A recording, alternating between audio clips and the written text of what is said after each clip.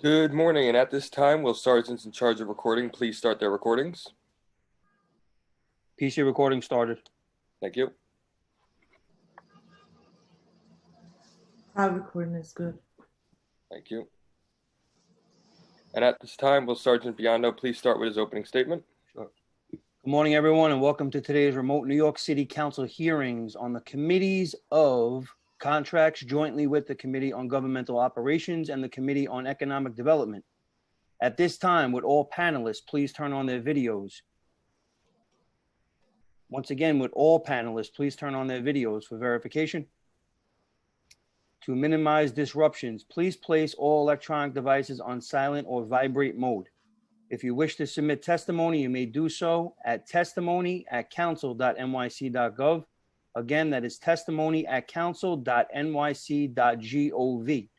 Thank you very much for your cooperation. Chairs, we're ready to begin. Good morning and welcome to this joint hearing between the New York City Council Committee on Contracts, Economic Development, and Governmental Operations. Today is Thursday, October 22nd, 2020. My name is Ben Kalos. I have the privilege of chairing the Committee on Contracts. For those of you who are watching remotely, please feel free to participate in this hearing by tweeting me at Ben Kalos, and my co-chairs will share their Twitter as well. Before we begin, I'd like to extend my thanks to my co-chairs, Councilmember Paul Vallone and Councilmember Fernando Cabrera, as well as members of all three committees, and Councilmember Richie Torres for his sponsorship of proposed introduction 1980A, which we will be discussing at today's hearing. It's an extremely difficult time for our city. While it initially appeared that we managed to get the COVID-19 pandemic under control earlier this summer, outbreaks have begun cropping up in communities throughout the city in recent weeks and threatening a return to the dark days of the past spring. As we begin to move into the colder months and inevitably return to indoor activities, the threat of increased community transmission only increases. We're here today to discuss how the administration is preparing for the possible next wave and what, if anything, we as a council can do to ensure that the city is adequately prepped in time. Mayor de Blasio declared a state of emergency back on March 17th, which remains in effect today. The emergency declaration provides the mayor with a number of powers, most notably for this hearing, the authority to suspend standard procurement rules for the city's purchase of relevant goods, including personal protective equipment, testing kits, and ventilators. The goal of these emergency procurements is to streamline operations for vendors and contracting agencies by suspending some of the layers of review required before a vendor gets awarded a city contract. At the time of the mayor's March 17th emergency declaration, nobody anticipated we would be under a state of emergency for this long. We're now over 7 months into the emergency with no clear end in sight, and it's important that the city's vendors continue to provide a consistent and reliable supply of PPE in order to protect against the next wave. We're here today to ensure that the mayor's administration has been doing everything it can to prepare for a winter wave of COVID-19 infections, including stockpiling critical PPE, testing kits, and ventilators for responsible vendors who deliver on their promises to the city. To that end, I'd like to thank my colleague, Councilmember Richie Torres, for introducing proposed introduction 1980A, which would appoint a temporary special inspector within the Department of Investigation to review these emergency procurements during the course of the declared state of emergency. In normal times, this type of responsibility would typically fall to a patchwork of agencies and oversight bodies, but since we remain in a state of emergency, much of that oversight work has been suspended or delayed until long after a contract has been awarded. That's why I signed on to Councilmember Torres' proposed introduction 1980A. I believe it enshrines some semblance of normal degree accountability in these anything but normal times. I'm glad to see several city agencies here today to testify, including the Mayor's Office of Contract Services, the Department of Citywide Administrative Services, the city's Economic Development Corporation. We look forward to hearing from all three, as well as many city vendors and advocates who have also registered to testify. With that said, I know Chairs Vallone and Cabrera are eager to make their opening remarks, so I won't take up too much more time, but I'd like to take a moment to thank the extraordinary work done by the Contracts Committee, staff, Legislative Counsel, Alex Polinoff, Policy Analyst Leah S., and Finance Unit Head John Russell for their hard work putting this hearing together. I'd also like to acknowledge that we're joined by Council Members Koo, Councilmember Lewis, Councilmember Mizell, Councilmember Perkins, and Councilmember Yeager. Now I'll turn it over to Chair Vallone for his opening remarks. Thank you, Chair Kalos. As Ben said, my name is Councilmember Paul Vallone, and I am the chair of the Committee on Economic Development. I'd like to echo Chair Kalos' statements in thanking Chair Cabrera and the member of all three committees, as well as the Public Advocate Jamani, for submitting his testimony for today. A lot to cover. In the interest of time, I will direct my opening statements toward the city's Economic Development Corporation, but obviously we have many questions for the other agencies here today as well. In preparation for today, our team has done a thorough review of EDC's decision-making throughout the course of the pandemic, and we see this hearing as another opportunity to review those decisions, glean the lessons learned, and discuss how EDC is preparing to tackle the next wave if it comes and when it comes. The suspension of procurement rules at the outset of the pandemic did not directly impact the EDC standard procurement process, since the EDC is effectively a city contractor itself and therefore not bound by agency procurement laws. Nonetheless, in response to the declared state of emergency in March, EDC's executive committee authorized the EDC to use any and all of its available funds in support of city's procurement efforts for PPP. This included $50 million in March to be used for the EDC's programmatic funds for PPE to be supplied to the H&H hospital system and for other private hospitals in the city. They also set up a citywide procurement portal for PPE that directed vendors to EDC for proposals and rapid vendor responsibility determinations. These determinations took place with the assistance from the U.S. Department of Commerce to help in vetting offers from overseas. The majority of offers EDC received were not up to the city's quality of integrity standards, so EDC also issued solicitations for local and other domestic vendors to supply PPE during the critical first weeks of the pandemic. And our local manufacturers were there to step up to this need. When EDC put out a call for local businesses to manufacture PPEs, we got almost 3,000 responses. As of late of this past June, at least 15 domestic manufacturers, 9 of which are New York City based, produced over 4 million face shields, and 14 local manufacturers produced 3.2 million isolation gowns, and EDC worked with local manufacturers to develop COVID-19 testing kits and alternative ventilators with its partners at the Brooklyn Navy Yard. This accomplishment assisted in dramatically increasing the number of tests the city conducts each day and offered a more accurate picture of the caseload and infection here in New York City. In late April, the EDC Executive Committee approved an additional $50 million to purchase medical supplies, which included funds for testing kits to be used at public hospitals and community testing sites.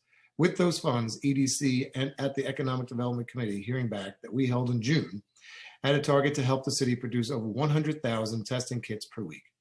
At our June hearing, we also discussed EDC's rapid progress in working with local manufacturers to develop new supply chains to produce ventilators, surgical gowns, testing kits, and other critical equipment to support the COVID-19 relief efforts here in the city.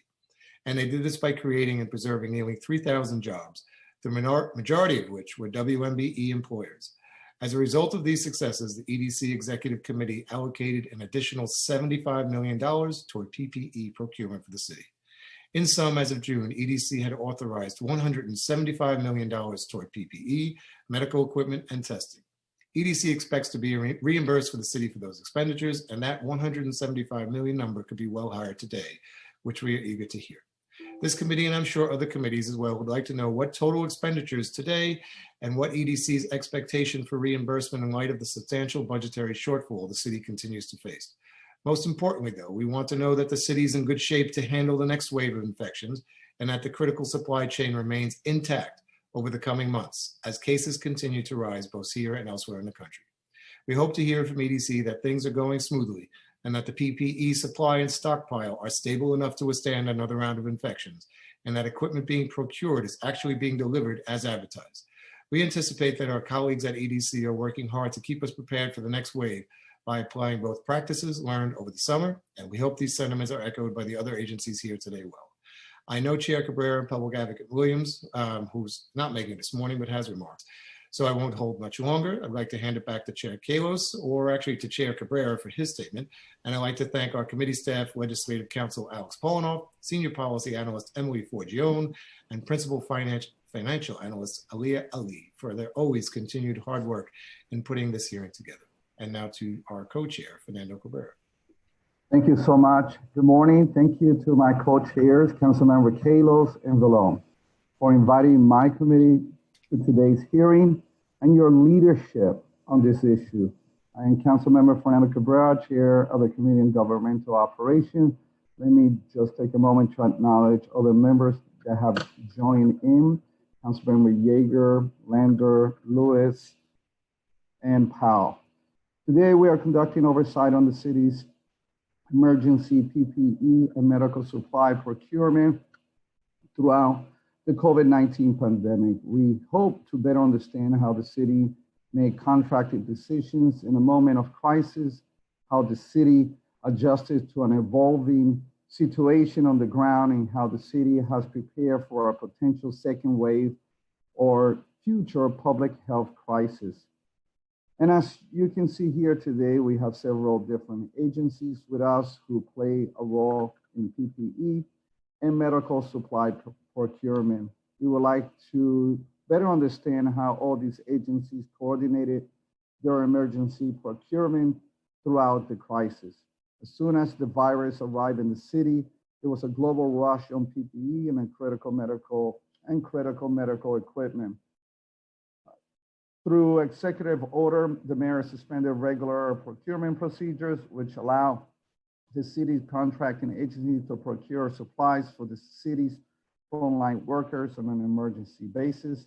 Between March and June, the Department of Citywide Administrative Services secured roughly $1.2 billion in emergency contracts for things like PPE, cleaning supplies, testing kits, and ventilator equipment. I want to thank Commissioner Camillo and her team at DCAS for working around the clock to ensure that our city agencies had the equipment they needed to continue serving New Yorkers. At our executive budget hearing in May, Commissioner Camillo shared that the city was already working on a long-term stockpile, and I'm looking forward to hearing an update on that work today. At the same time, the emergency procurement process was not without difficulties. Many of the city's contracts went to new vendors who had not been through the normal vending process. As early as April, news broke that several vendors had failed to deliver all of the masks and ventilators that DCAS had purchased. Other reports found that out of the 14 vendors DCAS contracted with between March 6 and April 11, only one of them had delivered the full amount of N95 masks that DCAS ordered. As of mid-April, DCAS had canceled an additional $171 million worth of contracts for ventilators that never made it to the city. The committee is concerned about the occurrence of these unfulfilled contracts and hopes to better understand the issue. The virus is still present in our city, and we must remain vigilant. We must plan for future outbreaks and ensure that we have the PPE and medical supplies we need to protect New Yorkers. Thank you to my colleagues for joining today's hearing and the many staff behind the scenes to ensure this remote hearing runs smoothly. I want to thank to my committee, called on the Dream Team staff, for their work on their issues. On this issue, Committee Counsel C.J. Murray, Senior Policy Analyst Emily Forjon, and Elizabeth Cronk, and Senior Finance Analyst Sebastian Bacci, and my Communications and Legislative Director, Claire McLevin. And with that, I turn it back to the moderator, but let me also recognize we've been joined by Council Members Jonai, Hu, Rosenthal, myself, and Perkin as well. Thank you, chairs. I'm Alex Polinoff, counsel to the Contracts and Economic Development Committees of the New York City Council. Before we begin testimony, I would like to remind everyone that you will be on mute until you are called upon to testify, at which point you will be unmuted by the host. Members of the administration who are testifying will not be muted during the question and answer portion of the administration's testimony. I will be calling on panelists to testify. Please listen for your name to be called. The first panelist to give testimony will be the First Deputy Commissioner from the Department of Design and Construction, Jamie Torres Springer, and the Commissioner of Investigation, Margaret Garnett. The following members of the administration will be available for questioning. From the Mayor's Office of Contract Services, Director Dan Simon, First Deputy Director Ryan Murray, and General Counsel Victor Olds. From the Department of Citywide Administrative Services, Deputy Commissioner Mercida Ebrich. From the Department of Health and Mental Hygiene, Director of Countermeasure Response, David Starr.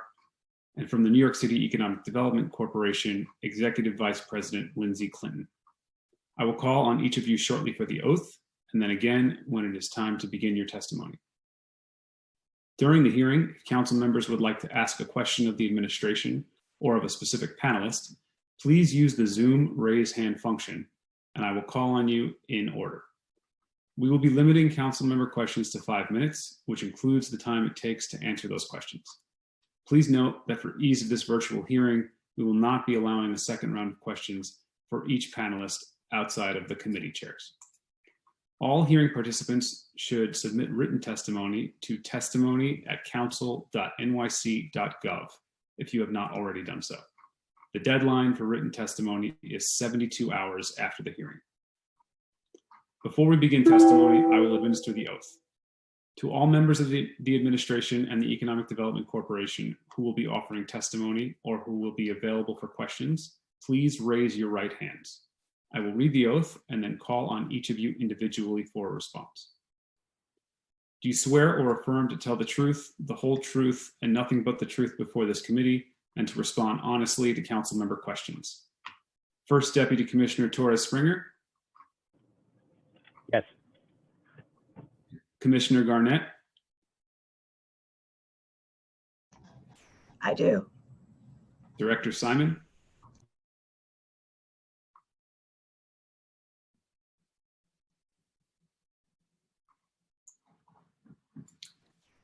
I do.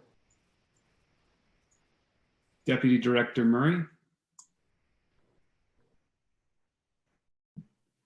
I do. General Counsel Olds.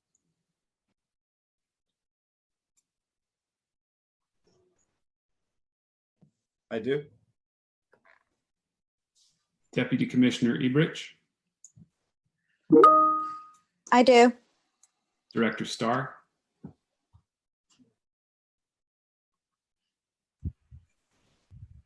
I do. Executive Vice President Clinton. I do. Thank you. First Deputy Commissioner Torres Springer, you may begin your testimony. Right before we do, I just want to acknowledge we've been joined by more members, Councilmember Inez Barron, Councilmember Lander, Councilmember Powers, Councilmember Rosenthal, and Councilmember Perkins, though he may have been acknowledged before. And now you may begin. Thank you very much, Chair, and good morning, council members. Can everyone hear me okay? Great. I'm Jamie Torres Springer. I serve as First Deputy Commissioner at the New York City Department of Design and Construction. In addition to that role, I and Commissioner Lorraine Grillo have been coordinating the city's supply of medical personal protective equipment on behalf of the mayor's office for the last few months, and it is in that capacity that I'm appearing before you today. Very pleased to be here. I'm joined by several leaders from across city government who have played key roles in the city's efforts to ensure healthcare and other providers had sufficient PPE to address the unprecedented conditions of the COVID-19 pandemic, and council introduced them, so I'm not going to introduce them again, except to say that when my testimony is complete, Commissioner Garnett will provide some comments on Intro 1980 as well. The COVID-19 pandemic has required extraordinary efforts in all areas of life for all sectors. As a public health crisis, it placed a great burden on our hospitals, nursing homes, primary care providers, and uniformed services agencies who require medical grade PPE, including N95 respirator and surgical masks, isolation gowns, nitrile gloves, and other items, as well as breathing assistance machines, including full service ventilator equipment. At different times over the last 7 months, all of our healthcare providers have had shortages of PPE. And through concerted and heroic efforts, the city was able to step up and assist. These efforts saved many lives and avoided long-term health impacts for thousands of New Yorkers. They have positioned us to battle a potential resurgence and to recover as a city with a strong healthcare infrastructure. This work took coordination across many agencies and outside groups at a scale that's rarely seen in local government.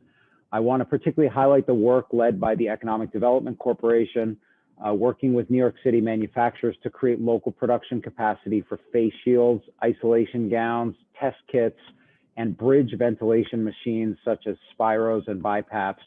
Over the course of a few weeks, this initiative highlighted the innovation capacity of homegrown businesses, enabled some of our partners to pursue federal contracts and other sourcing opportunities, and opened up future manufacturing opportunities for local producers. These efforts helped to build our citywide stockpile while positioning New York City as a reliable future supplier of PPE in the event of another crisis. There have been two phases of the effort, and I'm going to talk about both of them. An emergency global effort last spring to get PPE and equipment to healthcare and other critical workers during the height of New York City's surge in COVID-19 cases, and our current work to ensure that the city has a reliable, high quality, and fully independent stockpile of PPE and medical equipment adequate to meet all our healthcare needs for at least 90 days in the event of a future resurgence. So I would like to give you some key details on each of these phases. First, the spring 2020 peak surge activities. To fully appreciate the actions we took to get supplies and equipment to frontline workers, I want to take a step back and recall that in the spring, New York City, as we all know, was the epicenter of the world's COVID-19 crisis. From March 16th to March 27th, the 7-day average of cases went from over 700 to over 4,000 per day, and eventually peaked on April 8th at almost 5,300. Hospitalization rates and ICU utilization soared, and the city suddenly faced demand for PPE that numbered in the millions of units weekly for N95 masks, isolation gowns, gloves, and other critical items, which is an exponential increase from pre-pandemic averages. We faced an unprecedented and terrifying moment in our city's history. This crisis of PPE supplies was met by a major disruption of the global supply chain for these items, which saw massive price increases, uncertainty about sourcing, and competition between state and local governments to secure these items from all over the world. The city managed to effectively navigate this breakdown of the supply chain by sourcing an unprecedented volume of emergency PPE and standing up local production to supply the needs of the spring peak, all while ensuring we are well positioned for reimbursement for these emergency purchases under the federal emergency declaration that covers the pandemic. Under Emergency Executive Order 101, which amended Emergency Executive Order 100, the mayor allowed modification of the city's procurement rules, enabling agencies to fast-track purchases of goods or services necessary to combat the crisis. This allowed us to acquire life-saving equipment at the scale and urgency that we needed. We maintained a high degree of integrity in the process on behalf of the taxpayer during a difficult period. As is normally the case, each emergency contract is processed through the city's fiscal management system, or FMS, and therefore made public through tools such as Checkbook NYC. Multiple oversight approvals are required for all emergency contracts, and to that end, MOX, who's with us today, coordinated with government partners, holding daily meetings with the Controller's Office to keep them aware of upcoming contracts and processing, communicating frequently with City Council members who commendably did your part to identify potential suppliers of PPE and directed them toward our intake process, and also coordinating with the state and federal government on our sourcing efforts and stockpile buildup. Under the emergency procurement framework, the city quickly established a multi-agency operation to manage the procurement of PPE from sourcing to delivery and distribution. Before the onset of the pandemic, our procurement teams had little experience in purchasing PPE or medical equipment, which typically was carried out by the city's network of healthcare providers, but it soon became apparent that a centralized interagency team would be necessary to find these goods in a destabilized supply chain where our traditional suppliers were completely overwhelmed. Through determination and a well-organized approach, this team was able to get these supplies into the hands of our healthcare workers and save lives. The Department of Citywide Administrative Services, Mayor's Office of Contract Services, and Economic Development Corporation all played major roles and are here with us today. The Department of Health and Mental Hygiene set out standards to guide the procurement of these goods and distributed them upon arrival to healthcare providers, including hospitals, nursing homes, congregate care settings, funeral homes, primary care providers, uniformed emergency services providers, including EMS, the Office of the Chief Medical Examiner, and many others. The sourcing team set up a process for intaking, evaluating, and prioritizing supplier offers to ramp up acquisition under pressing deadlines. This team evaluated nearly 5,000 supplier offers in a few weeks' time. a massive effort that surfaced the most credible offers with the capability to deliver a high volume of priority items quickly. The offers included local producers, but local production could not meet the extent of the needs, and we were forced to look outside the city, state, and country for PPE and ventilators. Additionally, we have made an effort to utilize the MWBEs to the greatest extent possible as part of this operation, which has included PPE purchases and contracts for non-PPE response needs.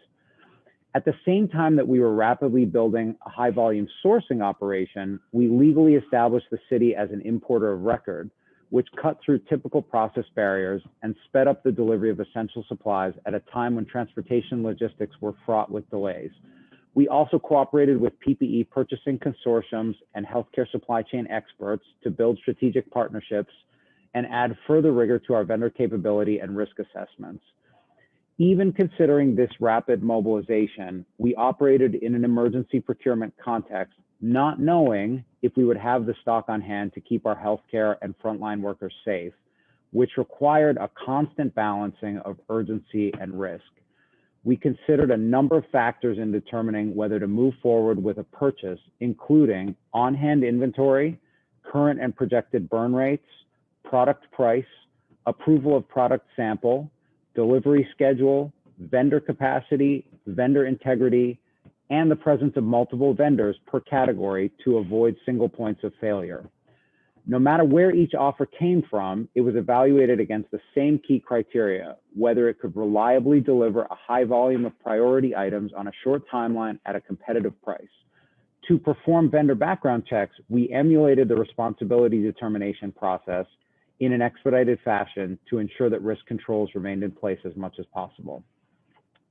In a small number of cases of the hundreds of orders that were placed, it became apparent that a contracted vendor could not fulfill the obligations set out in our agreement. In those cases, we canceled unfulfilled orders, and in just 3 cases, we are working with the law department to recover dispersed payments. On the whole, the global transportation and logistics supply chain was also severely strained by the onset of the pandemic.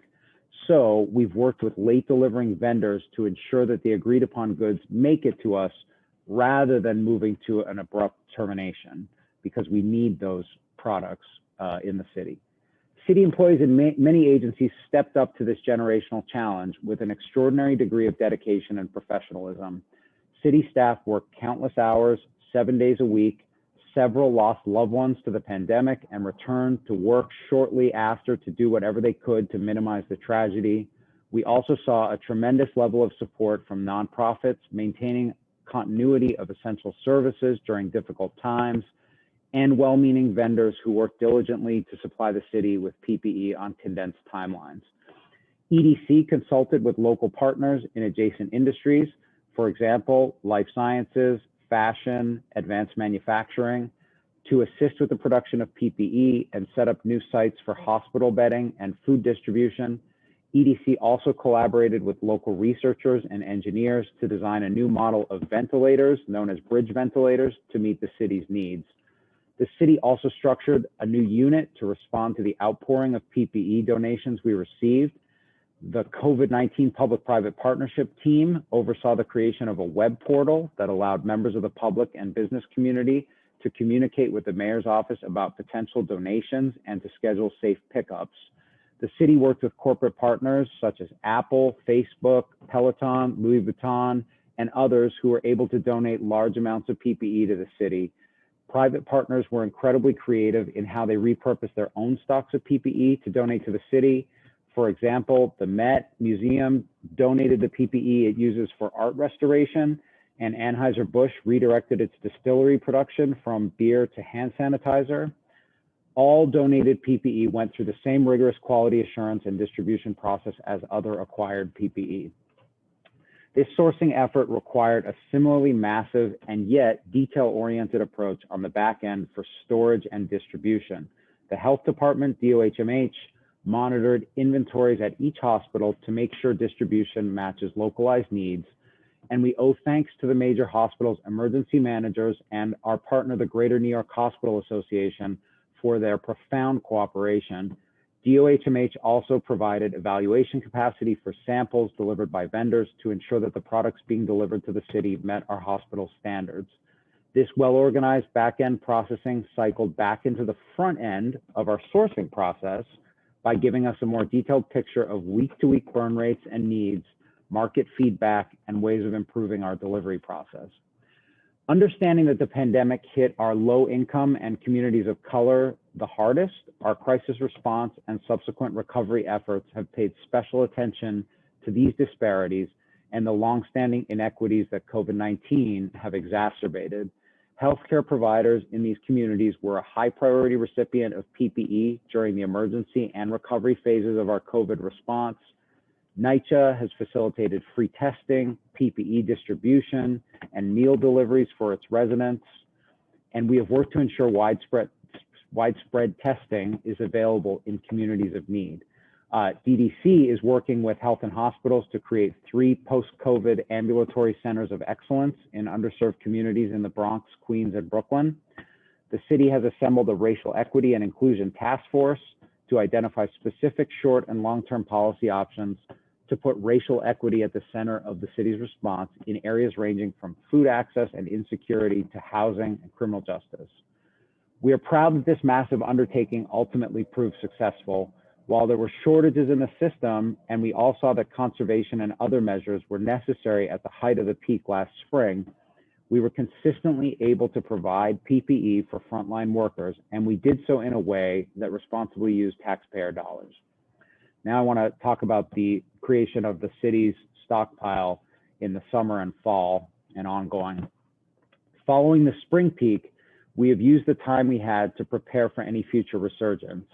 At the mayor's direction, we established a medical PPE service center that could supply the New York City healthcare sector with peak volumes of PPE from the spring for a full 90 days and meet any ventilation needs that we might have across the city's hospital system. In consultation with DOHMH, we set target stockpile figures based on peak daily burn rates across the full set of PPE categories used to treat COVID-19 in medical settings. We are stockpiling a dozen categories of critical items in addition to ventilators, including the following, what we call the big 6 major categories: 13.5 million N95 masks, 37 million level 3 isolation gowns, 54 million 3-ply surgical masks, 185 million nitrile gloves, 900,000 goggles, and 6 million face shields. I'm pleased to report that we are well on our way to reaching, and in most cases, exceeding these 90-day stockpile goals in the next few weeks.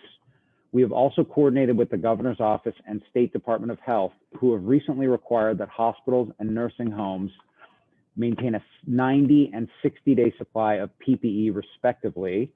And these providers report that they are at or well on their way to these targets themselves, giving us even more confidence that the city is prepared for any future resurgence. We're building up our city-owned ventilator fleet, which in combination with resources at hospitals and ongoing support from the Strategic National Stockpile would enable us to ventilate over 8,500 patients at one time in New York City. The service center is hosted at a secure location with the stockpile exclusively controlled by the City of New York.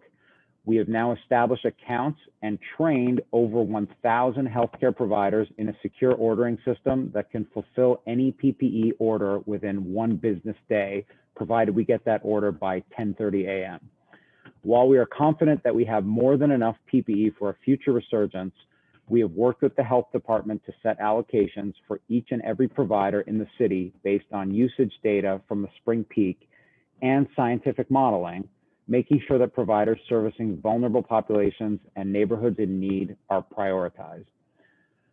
As we've shared with the Black, Latino, and Asian caucus of the City Council, between March and the end of September, DCAS encumbered $901 million in funds to procure PPE, of which $124 million went to MWBEs. This is a strong performance considering a large portion of our PPE was sourced internationally. Looking forward, we are making every effort to ensure that we particularly direct new opportunities to MWBEs as we enter the recovery phase for New York City. As the city receded from the peak of this crisis and our sourcing operation built up a buffer of supplies, we shifted our sourcing into a more strategic, forward-thinking orientation. We increasingly work to build direct relationships with major global manufacturers and place high-volume orders that would allow us to safely move toward the 90-day stockpile without incurring any immediate shortages. We have maintained a strong contract management function to secure more stabilized prices as the global supply chain for PPE has stabilized. During the second phase, we have also expanded the capabilities of this operation. We have moved beyond only supplying healthcare providers with PPE to becoming more of a citywide hub. For example, in June and July, we supplied 7 million cloth masks to nonprofit service providers and their clients. From a budgetary standpoint, our partners at the Office of Management and Budget implemented a new set of fiscal code structures in the early part of March to track COVID-related expenditures and set us up for reimbursement later. OMB and several other agencies are currently engaged in identifying grants and opportunities for reimbursement from federal and state agencies. This project will likely extend over the course of several years, and we'll be happy, of course, to keep these committees apprised on the status of those reimbursements. Turning to the bill being considered in this hearing, Intro 1980 shares the goals of many of the efforts that we took during the height of the crisis to gain assurance of vendor responsibility and promote transparency for our emergency spending.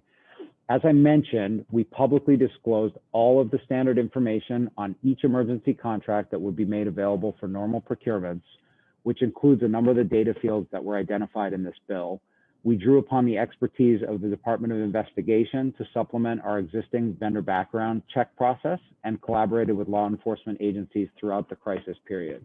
We also kept the Comptroller's Office notified each step of the way for emergency contracts the city authorized, and their office continues to audit contract packages upon request. Several aspects of the bill would be difficult to operationalize. As I mentioned previously, delivery timelines have been less reliable than standard procurement due to the strain on global transportation logistics that the COVID crisis brought.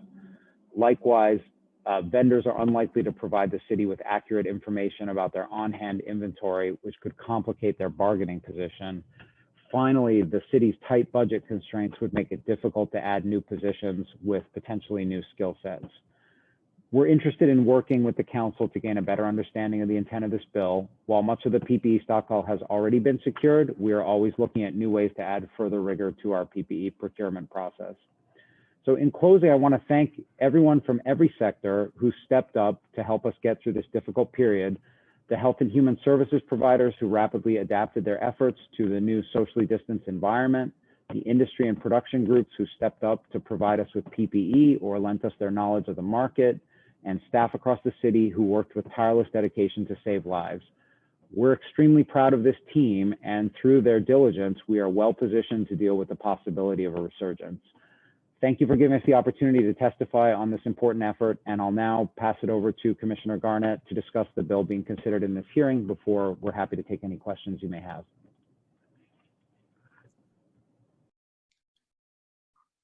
Thank you, Deputy Commissioner Torrey Springer. Commissioner Garnett, you may begin your testimony. Thank you. Can everyone hear me? Yes. Good morning, Chairs Kalos, Cabrera, and Vallone, and members of the Committees on Contracts, Governmental Operations, and Economic Development. My name is Margaret Garnett, and I'm the Commissioner of the New York City Department of Investigation. It's nice to be back in the council again. It's my first time back since the pandemic started. Thank you for inviting me today to address the committee on Intro Bill 1980, which proposes establishing a special inspector within DOI to review contracts that were awarded by the city under emergency circumstances in response to the COVID-19 pandemic, to continually evaluate such contracts to identify potential or actual deficiencies in monitoring and integrity and make recommendations, and to develop an online public database including specific indices from these contracts. I have reviewed this bill in detail and discussed it at length with the members of my team who have broad expertise in the area of contract oversight and vendor investigations. DOI cannot support this bill in its current form. In my testimony today, I will discuss what DOI's role has been in this crisis, what we have been doing as part of our anti-corruption mandate as it relates to COVID-19 contracts, and the reasons why I believe the current bill is not the best way to address what I think are the council's policy goals in this area.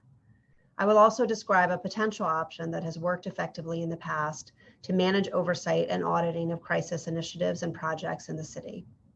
Although I oppose the proposed bill in its current form, I commend these committees for raising important concerns about accountability and integrity when the city is spending billions of dollars under emergency powers during a crisis without the usual scrutiny provided by the city comptroller and other oversight agencies. To be clear, my opposition is not to the need for action in some form, but rather to the structure and allocation of responsibilities proposed in this bill, which I believe are not the best use of city personnel or city funds. During a fiscal crisis for the city, it is more important than ever that beneficial oversight be conducted in a way that avoids unnecessary duplication of effort and deploys our scarce resources efficiently and effectively. I'd like to begin by outlining for the council what DOI's role is in contracting, both emergency and non-emergency, and what we have been doing to date to provide some oversight over the city's COVID-19 spending within the current structure and mandate of DOI. By way of background, in the standard vendor contracting process, the Procurement Policy Board rules reinforce integrity and fairness in the city's contracting process. PPB rules call for the involvement of multiple agencies and checks, many of which are captured in the city's primary contract and procurement system known as Passport. DOI has only one discrete role in this normal process, and that is to provide information related to vendor name checks of the vendor and its principals for contractors that meet the Passport disclosure threshold, which is currently $250,000 or more, whether on a single contract or over a 12-month period of multiple contracts. This is not a full background check, nor is it a responsibility determination. DOI's role in the contracting process is very limited. We check our own internal databases and then relay to the contracting agency whether DOI has previously investigated a vendor or its principals and had substantiated findings from those investigations. The information DOI provides is only one small part of the vetting process. City agencies are expected to go through their own series of checks and ultimately make their own determination as to whether a vendor is responsible and whether a contract should be awarded. Other agencies, such as the Mayor's Office of Contract Services and the Comptroller, also play very important roles and provide crucial oversight in this area. DOI is one resource for city agencies during this process, but we do not parse through individual contracts or bidding processes.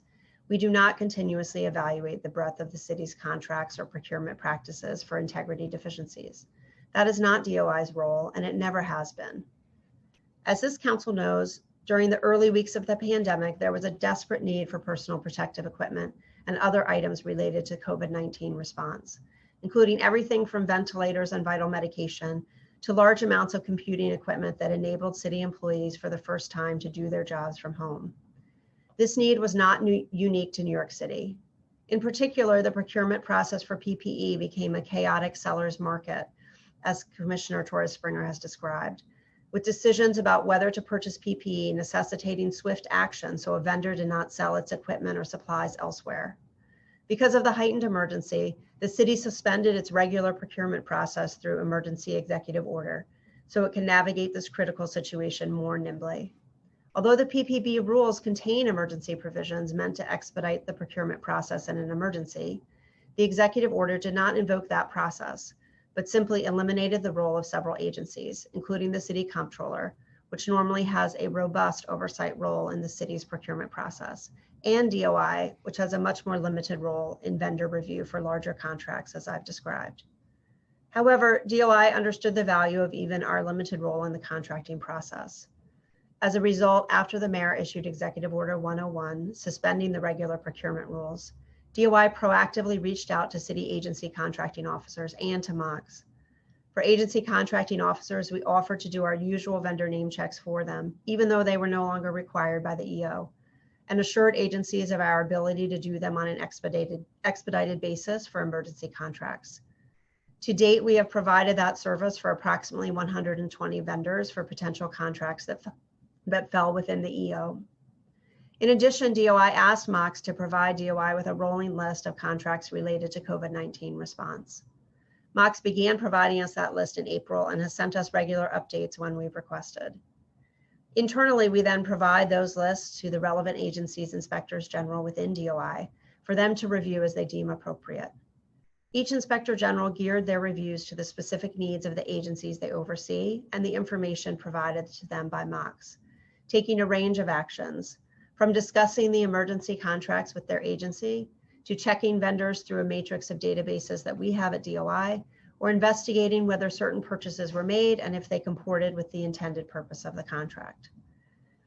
Emergency procurements and suspension of the normal safeguards provided by procurement rules create two distinct categories of risk for corruption and fraud. The first kind of vulnerability is in the contracting process itself by, for example, creating opportunities for sweetheart deals for connected vendors, or waste created through time pressures on agency contracting officers, or the need to purchase certain materials for the first time. And some of these issues have already been addressed by Mr. Torres Springer. At DOI, we have endeavored to address this first kind of risk through the spot checking I've outlined above, as well as following up on our usual intake of tips and referrals. The second kind of vulnerability is fraud by third parties, where bad actors take advantage of an emergency to steal from the city by, for example, promising materials that they cannot deliver, delivering defective materials, or taking advantage of programs intended to assist vulnerable populations in a crisis. DOI has also been active in targeting this risk category, and we have multiple ongoing investigations in this area that I cannot discuss publicly. One matter that has already been announced was the federal arrest of a New Jersey man attempting to deceive and price gouge the city into paying him and his co-conspirators approximately $45 million for personal protective equipment he was not authorized to sell and could not deliver. DOI partnered in this matter with the United States Attorney's Office for the Southern District of New York. Notably, that case began with one of the city's best defenses when it comes to ensuring integrity in contracting, astute and proactive procurement specialists who implicitly understand the complex, exacting details of contracting and related pricing and question them. In this case, procurement specialists at the Department of Citywide Administrative Services questioned the astronomical price, and then other city officials reached out to the manufacturer, which led to our criminal investigation. Finally, even where we have active and ongoing investigations, we have endeavored to give real-time feedback to agencies on their vulnerabilities and potential ways to address them to try to stem any ongoing losses to the city. DOI is primarily an investigative agency, albeit one with a very broad mandate. We are able to investigate any issue of corruption, fraud, malfeasance, and other related wrongdoing that involves the city. However, the breadth of that mandate means we must be strategic and focused in how we use our resources. Otherwise, DOI risks diminishing its ability to make an impact and broadly combat corruption, fraud, and waste. In the area of unprecedented emergency contracting, we have tried to use our resources and expertise effectively without draining resources away from our many ongoing investigations into other types of corruption and fraud throughout city government. I will turn now to outlining DOI's concerns with certain elements of the proposed bill. The legislation has the admirable goal of ensuring integrity in the city contracting process during a crisis situation, protecting the taxpayer dollars used to pay vendors, and providing public transparency. DOI supports all of these important anti-corruption principles, and I commend the drafters of this bill for wanting to memorialize these good government efforts through legislation. However, DOI has a number of objections to the means by which the bill proposes to accomplish these laudable goals. First, as to subsection B of the bill that calls for the creation of a public database. The bill requires that DOI develop, populate, and maintain an online database with information that is neither gathered nor maintained by DOI. To the extent the data called for by the bill is kept at all, it is kept either by MOCS or by each individual contracting agency. Moreover, DOI is an investigative agency. We have neither the personnel nor the expertise to perform the task called for by subsection B. Gathering the listed information from dozens of city agencies and putting it into a public database created by DOI would be a Herculean task for us, especially given our lack of experience in this type of work. Moreover, even if the resources were available, completing it within 30 days would not be remotely possible for DOI, given that qualified staff would have to be hired or diverted from other necessary tasks. The listed information would have to be culled from all of the contracting agencies. Hundreds of contracts would need to be manually reviewed. A database with public functionality would have to be created from scratch, and staff would then have to manually input that information and check it for accuracy. Public databases can play an important role in crowdsourcing oversight of government operations and actions. In addition, this type of transparency can increase public confidence in how the government is run. But DOI is not a manager of city information or data, nor an expert in creating databases. Accordingly, assigning this task to DOI would not be an efficient or effective use of city resources. I would also urge these committees to assess whether this section of the proposed bill is duplicative of Local Law 76, which has already been passed by the council and goes into effect on October 23rd. And also whether the desired transparency is already achieved, at least in part, by existing mechanisms for public disclosure, such as the Comptroller's Checkbook NYC database. All parts of city government have an obligation to conserve our resources during this challenging time by avoiding waste and duplication of effort. Turning now to subsection A of the proposed bill, which calls on DOI to create internally a special inspector for COVID-related contracting. I do not believe that staffing this function within DOI with the tasks described in the bill is feasible or is the best way to achieve the apparent goals of this legislation. As I've noted earlier in my testimony, DOI's role is as an investigative agency with a mandate to root out corruption, fraud, and wrongdoing. It is not structured or adequately staffed to be an agency that parses through and reviews each and every COVID-related contract in the city, both looking back to April and forward as the city continues to grapple with the pandemic. The continuous evaluation of contracts for monitoring and integrity deficiencies should be tasks of the contracting agency, which are awarding and managing the contract on a daily basis. During normal contracting processes, a very important role is also played by the Comptroller, which has an extensive contract approval staff and audit staff focused on and highly knowledgeable about the city's procurement and contracting. When serious discrepancies are found or when suspicious activity is identified, they should be reported immediately to DOI, and we step in at that point to investigate potential violations of criminal law or the city's conflicts of interest rules. We regularly receive and thoroughly investigate such referrals from the Comptroller, from agency contracting officers, directly from MOCs, as well as from tips that come into our complaint lines from a variety of sources. Becoming a de facto double-check agency for all city contracts is not the best or most effective use of our expertise and staff. This is particularly true because the city is already paying for this very service to be provided by the skilled and experienced personnel at the Comptroller's office, who are constrained currently only because of their current emergency executive order. Restoring the contract registration and independent oversight role of the Comptroller would accomplish all of the forward-looking goals of this bill. Most significantly, requiring DOI to duplicate a task better performed by the Comptroller would limit our ability to conduct the breadth of anti-corruption work that we do across all city agencies, and to do the type of in-depth investigations that DOI has become known for, all of which are focused on deterring corruption and holding wrongdoers accountable. The resources needed to establish a special inspector office as described in the bill would be significant, and to do the kind of daily work outlined in the bill would take hiring a special inspector and a minimum of 6 specialized staff with audit or procurement expertise. This does not include the staff that would be needed to develop, populate, and maintain the online database described in subsection B. This cannot be achieved effectively through redeployment of DOI investigators from other units, and certainly cannot be achieved without significantly taxing DOI's current critical operations and investigations, which are already strained by staffing reductions due to the hiring freeze of the last 7 months. Specifically, DOI has lost 36 staff due to attrition since January, including 5 data analysts, in addition to our normal stock of existing vacancies going into the calendar year. Due to the hiring freeze and fiscal crisis, we have been permitted to hire only 1 person since April.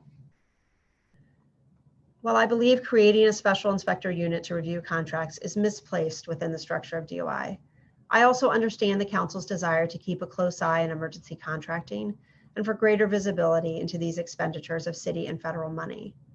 To that end, I believe a better option would be for the city to consider meeting that need through an outside integrity monitor that reports to DOI, a strategy that has been used numerous times during prior crises in this city that have called for large-scale contracting endeavors. For example, the Ground Zero cleanup and the multiple rebuilding efforts in the wake of Hurricane Sandy, among other extensive projects. Hiring an outside integrity monitor for a specific and specialized short-term task is ideal for a variety of reasons. Our experience in this area has shown that outside integrity monitor firms are able to gear up and deploy highly specialized staff quickly to perform the kind of work that is set out in the bill, faster and often for less money than could be accomplished by staffing a new unit within DOI. With a few experienced staff members, DOI can effectively supervise the work of these monitors who regularly report to DOI, particularly regarding any findings of wrongdoing or potential criminal conduct. A monitor could, for example, audit a selection of the contracts entered into during the emergency period with integrity and best practices in mind. On larger ongoing contracts, a monitor can assist in ensuring that vendors are complying with city rules and providing the promised goods or services. This option would allow DOI to act as it's mandated to do as an investigative agency, working with other investigators to find patterns of fraud and wrongdoing, working with prosecutors when laws have been violated, and issuing necessary recommendations within the city to tighten internal controls and improve practices. In contrast, as I have outlined already, DOI does not have the staff, nor is it currently set up to do what the bill would call for us to do. Commissioner, I'm just jump in here for a moment because we have multiple agencies and 3 committees. If we could, we have your testimony, if we could get to your summary so that we could start getting into the other nuts and bolts of the committee, we appreciate it. Sure, Thanks. sure. I just want to close by saying that an integrity monitor would still require expenditure of new funds at a time when the city faces severe fiscal constraints. There are potential funding sources that could pay for this, including from federal money. I believe this alternative would accomplish the retrospective oversight goals of the bill for less money and without diverting DOI's already strained resources. As to the prospective goals, I believe restoring the independent oversight role of the comptroller is a better pairing of problem with existing expertise than requiring DOI to duplicate this function. Finally, the contracting database requirement of the bill, if it is needed at all in light of Local Law 76 and existing portals like Checkbook NYC, likewise should be performed by an agency with control over the data and expertise in database creation and management, none of which is currently possessed by DOI. I thank the committees for allowing DOI to share its significant concerns about this bill and our suggestions that I believe will help the city achieve many of these goals. I'm happy to answer your questions. Thank you, Commissioner Garnett. I'll now turn it over to questions from the chairs. Panelists from the administration, please stay unmuted if possible during this question and answer period. And a reminder to chairs Kallos, Vallone, and Cabrera that you will be in control of muting and unmuting yourselves during this question and answer period. Thank you. Chair Kallos, you may begin. I'm going to defer to my fellow chairs, but before I do, I want to recognize that we were joined by Council Member Cornegy. So over to my co-chair, Paul Vallone. Thank you, Chair Kallos. And I don't know if our committee counsel wants to give the council members that power to mute and unmute. It's a very dangerous power you're giving over to us. You can rethink that option before we take over. It's going to be scary. All right, so just a little background. We have been having, the council having a series of hearings over the last 6 months. So we all try to get a handle on what we all went through and what we're still going through. So this is the first time, and I'm very appreciative to Chair Kallos and Chair Cabrera to join forces to kind of hear from an interagency perspective, because whether it's this bill or it's talked about, there is clearly a need to do things better. And that's what we're trying to learn. That's what we've gleaned from EDC, and I know Lindsay's here today on that contracting process, and we'll just kind of touch that a little bit. But where I get concerned or where my anger comes in is when I hear that we are fine and we don't need to make changes. And that last testimony basically just told me that during an emergency period, we don't need to shift resources to handle that because we have too much to do. That is not what we want to give a message out to the city or here as council members. So I want to give our DOI commissioner a chance to address that. Your exact testimony was that during emergency contracting and times here, that the resources, if we were to take resources away from our other mandates, we would not be able to do what we're mandated to do. That is not what I want to hear. What we want to hear is that during an emergency situation, we obviously, that's why it's an emergency, shift resources from other investigations that are not at the level of an emergency situation. And then we all come together to address this emergency so that we can quickly get out of the situation we're in, learn from it like from today, and then move forward and not just sit back and say, we had a lot to do. So can you kindly rephrase that or kind of help me through why that testimony was given?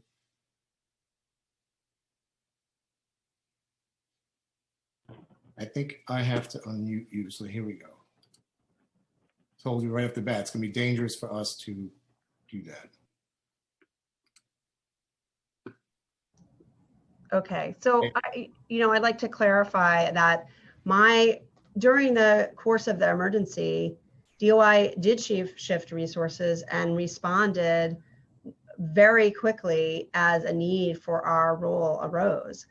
Just to give one example of the already announced criminal case that I mentioned, involving the attempted theft of $45 million from the city, DOI, together with our partners at the U.S. Attorney's Office, moved extremely quickly in that matter, executing search warrants, conducting interviews, moving to charge and arrest and stop that attempted theft very quickly. So my concern here is not about DOI's ability in the course of an emergency to respond, doing what we do best in the course of an emergency. It's rather that what the bill is calling for is a tremendous use of resources now directed towards things that I don't believe would best. Well, you made that quite clear that you don't believe, and the bill is just one aspect of today's hearing. We're hearing for the first time a lot of agencies' responses to the emergency and how that handled, lessons learned,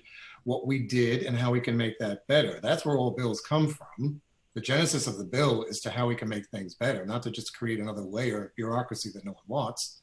I don't even know where I am on the bill, but I always know that an issue that comes up in every hearing is we can always do better with interagency cooperation and handling anything, whether it's DFTA, whether it's the landlord tenant, whether it's the police department. We always have to have the synchronicity between agencies. Clearly, when we hear from the other commissioners today, there was a complete unprecedented demand. And what we learned from the prior testimony is that the private sector and that the healthcare providers could not do what they normally could do. And that's what Jamie said, and that's what came in, and that's why the agencies had to find a way now to work with local producers to fill that need, because the hospitals were overwhelmed and the health and hospital corporations could not handle that. So now all of a sudden agencies had to figure out a way to handle something they hadn't done before. My question to you is, in that emergency situation, what have we learned that we could handle better if we have a second wave come up through your department? How can we shift, since you can handle it on your own and don't need this bill?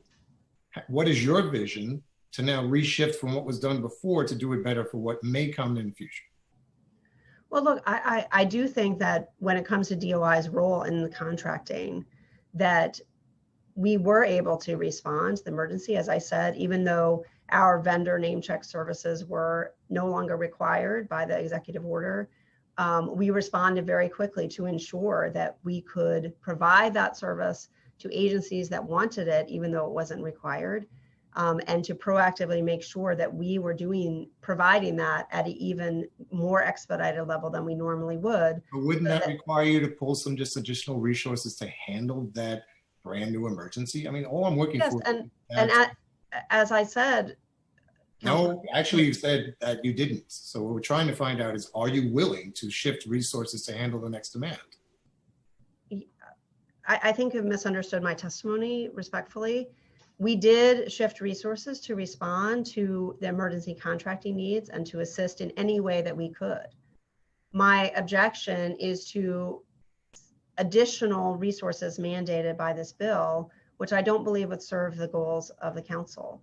But DOI has and will continue to make its resources available to respond to the unprecedented emergency, whether it's our role in contracting and doing vendor name check services, or our role responding very quickly to investigate potential wrongdoing.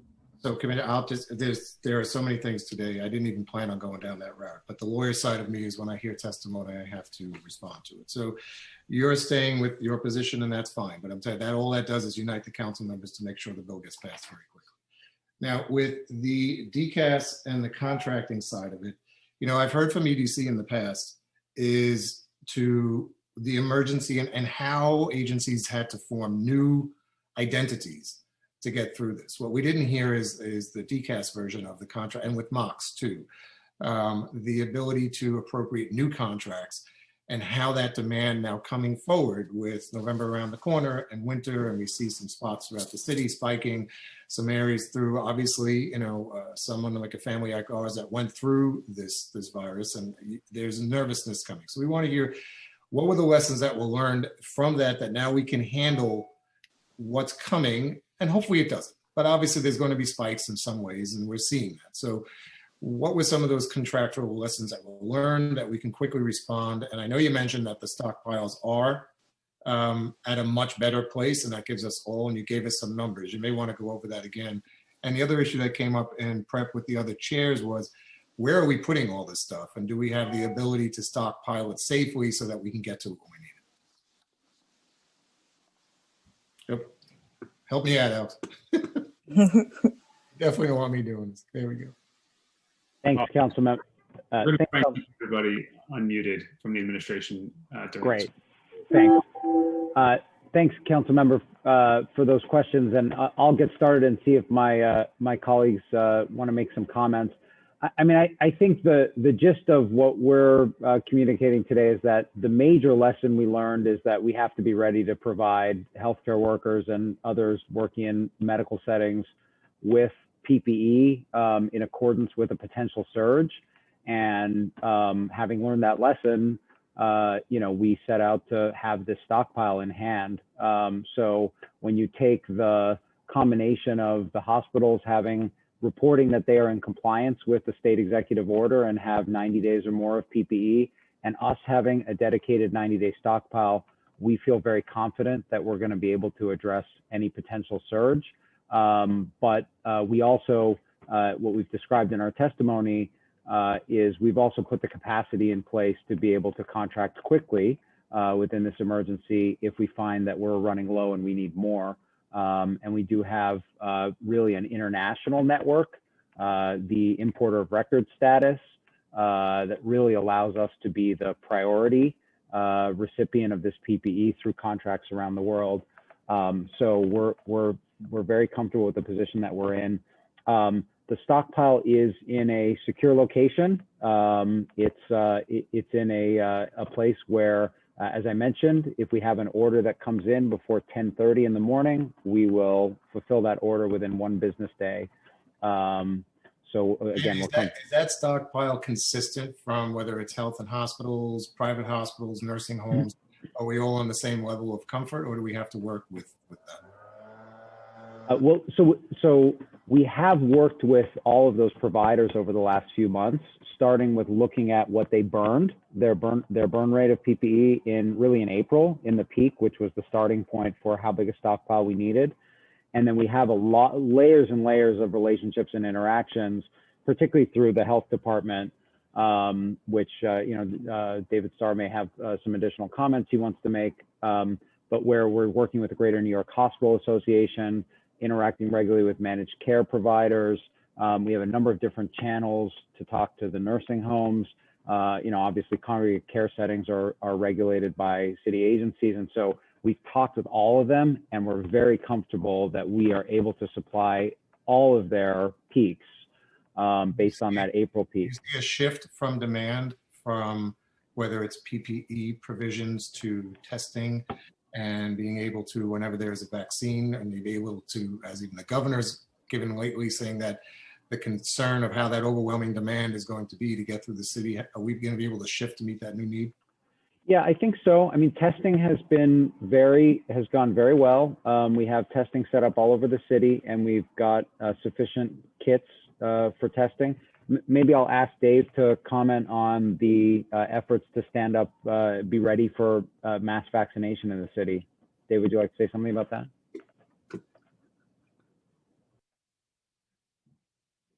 And then the last question for me, so while you guys are discussing that one, and then we'll share it to turn both chairs, is the EDC incorporation into this process, right? Obviously, EDC is a nonprofit stepped in to do contracting and help, but how is that relationship with your agency and with EDC? I know Lindsay's here. How is that going to continue since we got into some unique contracting during this crisis? Will EDC still be continuing their role in procuring and working with new manufacturers and producing of the equipment? Will agencies or the hospitals shift back? How do you envision what we went through versus where we are today with EDC's role? And Lindsay, you can jump in with that too. And then I'll turn over to the chairs, and then we have our council members waiting too. Great.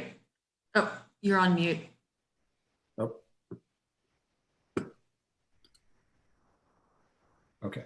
Great. Maybe I'll try and say it unmuted just because I'm trying to direct some traffic here with some questions. So maybe Dave, can you speak to the preparedness for the vaccination effort, and then over to Lindsay at EDC? Sure. Can you hear me? I wasn't allowed to unmute myself earlier. Sorry. Regarding the vaccine, we've been told by the federal government at this point that any vaccine that arrives will arrive with a PPE sufficient to support the vaccination efforts. So that distribution and the allocation of I know that's going to be a whole separate hearing, but just that's the allocation.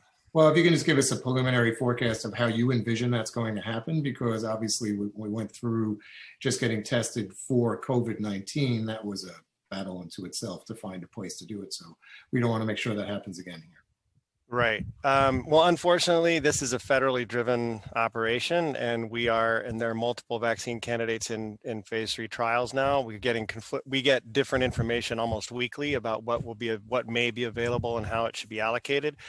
The mayor's press announcement yesterday described the process that we're actively working with our state and federal partners to figure out exactly how this is going to work. But there will be a sort of a phased rollout depending upon availability of what type of vaccine and how much is available. First, the phase 1 distribution will provide, when we have a limited number of doses available to us, will be primarily reserved for the healthcare system, healthcare personnel, frontline workers, and other vulnerable populations. And then a phase 2 distribution, which could occur as early as January, February. We'll see more widespread availability, and the current planning really relies. New York City has a very robust vaccine distribution infrastructure on a daily basis, so that's really the backbone of that will be the backbone of the vaccine operations. But I think before anything, we should all go get our flu shots, and I hope everyone participating in this has done so. I don't have my button on, but I got it Monday. Perfect. I think we'll leave that's a whole separate set of questions for vaccine distribution. So leave that for another day. Lindsay, if you can just, with EDC on how you were there at the beginning versus where we are today, and how that contract and manufacturing process will work with our sister agencies for the coming, if it comes or not, but the next wave of this pandemic. Sure. Thank you, Councilmember Vallone. So from the beginning of the pandemic, EDC coordinated extremely closely with our partners at other agencies. I can distinctly remember the first call that we were on together back in the 3rd week of March, where we spoke with DCAS and DOHMH about exactly what they needed. And we talked about what we felt could be produced locally because traditional global supply chains were not able to deliver in that time. And ever since that first call that we have connected multiple times a week. And then at some point during the summer, we ended up scheduling a weekly call where we had the head of MOX, the head of DCAS, many people from the EDC team, as well as many others from City Hall, to coordinate on what we should be locally manufacturing versus what was already covered by, quote, traditional supply chain avenues. Since then, we've been working to capture everything that happened in case studies and kind of capturing the process that we went through so that any future contracting or any team members that come after us in future crises or even in a second or third wave will be prepared. And that includes capturing the specs of the things that we made. You know, EDC working with local producers was able to produce 8.4 million face shields, 4.2 million hospital gowns, 1 million testing kits, and 3,000 bridge ventilators. We want to make sure that the specs for all of those goods are captured as well, so that anyone who needs to make them in the future, God forbid, is able to do so in a very efficient manner. I would add that our efforts now are also more strategic as well and not just tactical. We're having several different conversations with incredibly innovative local manufacturing partners about what it might look like to create a medical grade manufacturing facility. What are the items that are in demand that would make sense for them to produce into the future? And then as the testimony reflected, there are some producers who continue to set their sights on serving other municipalities or providing smaller private companies with PPE. And so, and then also applying for federal contracts. So we could have the beginning of a new industry in New York City. We'll see what happens there. Thank you, Lindsay. And I'll turn over to our Chair, Ben Kallos, and Fernando Cabrera, and then I'll come back for just to follow up, finish up with some EDC questions. Thank you, guys. Cabrera.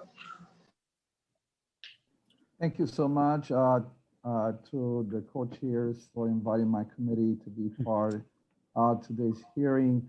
I'm gonna change focus on talking with DCAS. I see we have our Deputy Commissioner. Welcome. And if you could provide me the to the point answer, because I have several questions and I just want us to be parsimonious with our time. And sure. I appreciate that. I'll be reading the questions because that's the quickest way to go through this. Did DCAS have its own vetting of any vendors? And if so, what criteria did you use to vet? Yeah, absolutely. So DCAS and MOX early on developed a sort of straightforward vetting process. It's one that we use for all of our vendors. It's very similar to how we vet vendors on a standard procurement, with, of course, with the need for expediency. And so it includes things like background checks. It includes LexisNexis, reviews of federal department websites. And also we worked very closely with DOI to get VNCs completed within 24 hours. And so that was also part of the vetting process. So you basically had the same system you had before with the exception of the controllers and DOI's vetting. Is that pretty much what we have here? Well, DOI did jump into the process about a month later, but yeah, absolutely. We tried as much as possible to stay in line with what our existing process was. Thank you. As of June 15, DCAS had procured over $1.2 billion worth of PPE, medical supplies to support the COVID-19 response. The list of items procured that you provided to the Government Operations Committee include the items that yet to be delivered. So my first question here, were all items eventually delivered? And did DCAS procure any additional items in June 15? And so can you list the items and how much did we spend? Well, I might need a follow up on providing you a list of everything that was procured after June 15th, if that's okay. But generally speaking, yeah, the city has received the bulk of what we've paid for, and majority of what we paid for is all of the PPEs that we've listed previously. So it's all the same stuff. It's masks, it's ventilators, it's gloves, it's all of those items. But yeah, I can follow up separately afterwards with a full list. And just for the record, after June 15, you had additional items, right? I mean, there were testing stuff that came up afterwards. Those aren't PPEs, but yeah, I mean, as needs continue to evolve, we quickly responded to those. Yeah. Okay, great. And how many vendors in total did DCAS purchase PPE from? And how many of those vendors qualify as NWBs? So I don't have the exact count, but about 14% of all of our spend went to an MWE, a city certified MWE. Is that the average in during a normal cycle? So in our goods universe, yeah, I don't know how familiar you are with this, but so in our goods universe, our numbers for MWE utilization is a little different.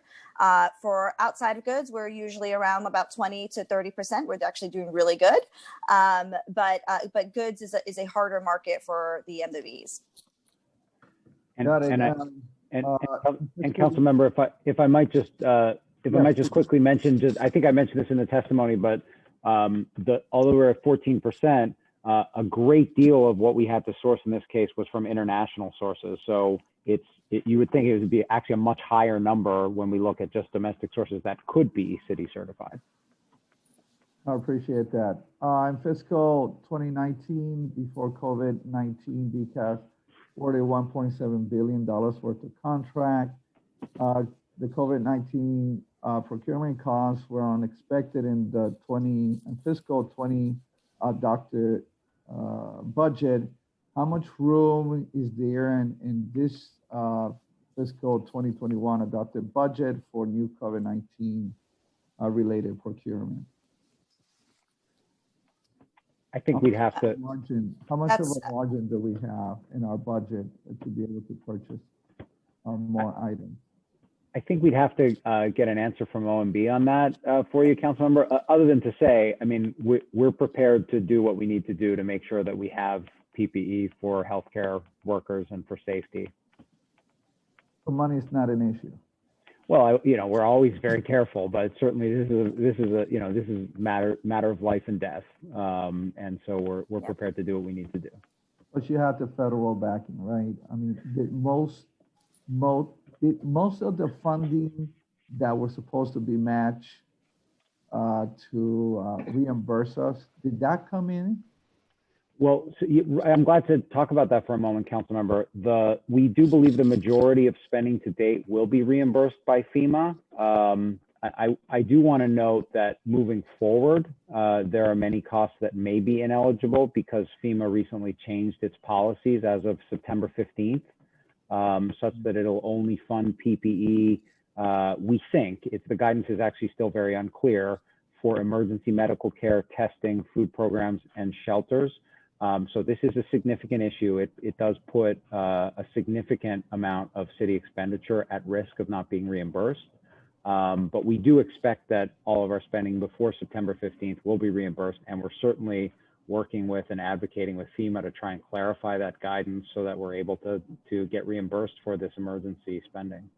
So after September 15th, what percentage you anticipate will not be reimbursable? As I said, things are very unclear in terms of the guidance. There are, I will say there are hundreds of millions of dollars at risk of not being reimbursed if we don't get clarity from FEMA. Wow, that's a scary. It is very deeply concerning for us. In light of our fiscal nightmare that we're facing right now. According to the mayor's management report in Goal 4B, DCAS states that the value of cost avoidance increased by 183% when compared to fiscal 2019 due to two major rejections, totaling $3.5 million in cost avoidance for KN95 masks, as well as a higher prevalence of non-compliant products found by quality assurance inspectors. So here's a question: can you provide additional information regarding what the differences were between DCAS and MOX, vetting process or contract, and inspections of products conducted by quality assurance inspectors? Sure. I think one of the incredible things that we do as a city is to ensure that we're not just setting the safeguards up front in the procurement process or in the contract itself, but that once we receive product, we're reviewing it to ensure that it's in line with product specifications and that it's safe to use. And so all of our product is inspected here once we receive it. And so what you're quoting is actually the number now is 7.5 million of rejections that we've made related to things that we've bought in response to COVID and all PPE related.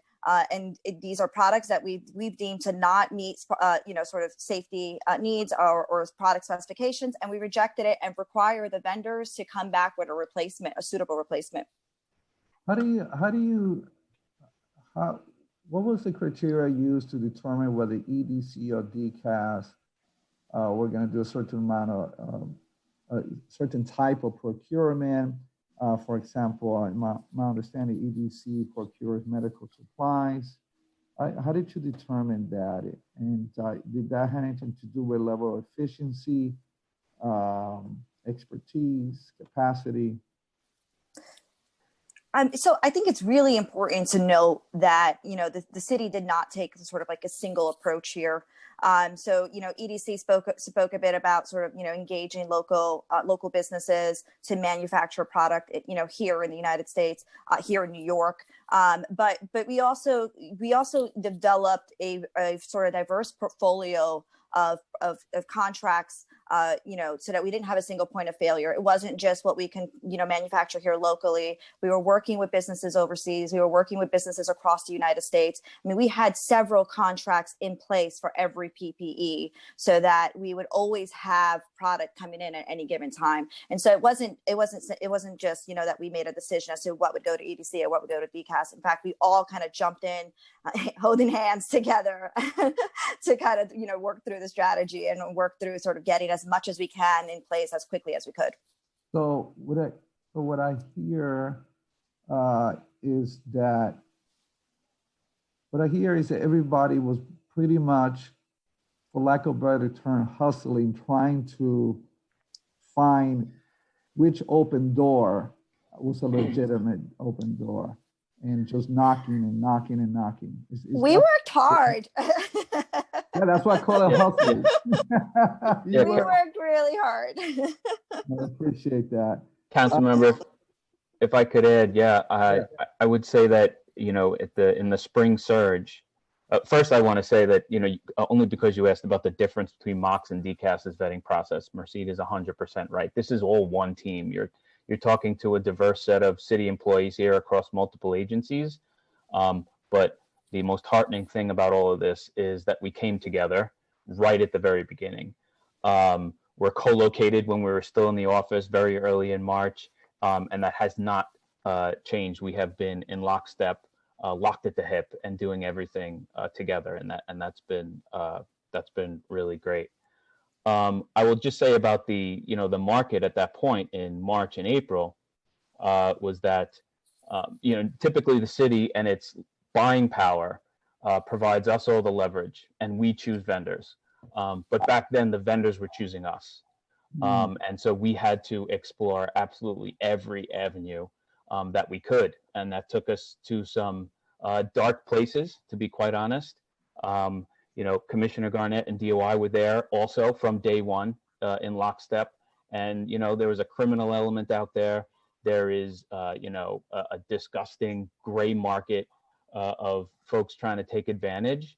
And it was incumbent upon all of us to be hyper aware of those things. And I just want to reiterate how helpful DOI has been from the very beginning and how much they jumped in to the fray with all of us. I hope that didn't get lost in the beginning. But that was the state of the market in the spring, where they were choosing us more than we were choosing them.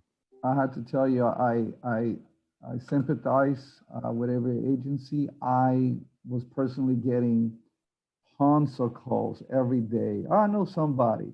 Yep. I know a guy that in this company, and we had this many, and we were making all the referrals. You guys do the vetting, of course. And so I know it was almost an impossible task. I just got two quick questions. and that is back to DCAS. How many COVID-related contracts did DCAS cancel because the vendor failed to deliver the order of supplies on time? And what's the total dollar amount of these contracts? Yep. So we canceled about $520 million in contracts that did not result in any product. And it's important to note that that was at no risk to us. We did not lose any money there, and those were all canceled procurements. Wow, that's good to know that no city funding went before we got it. And last question, and that is related to the unions. We haven't heard anything so far related to the union. What kind of feedback you were getting from the unions? Complaints, concerns during this process? I guess I'll start by saying we've had a really good dialogue with all components of the healthcare sector. Been very helpful in articulating what their needs were. I mean, as we've said today, we know conditions in the spring were not ideal. Conservation measures were required. We all saw some of those images of the struggles that occurred, and we heard that directly from labor, certainly as well in the healthcare field. And that's, again, one of the reasons we're responding by making sure that we have this very adequate stockpile of PPE. I might ask Dave if he has any further comments, just because DOHMH is our primary liaison to the hospital sector. Anything else you wanted to say about what we've heard from labor? You're on mute.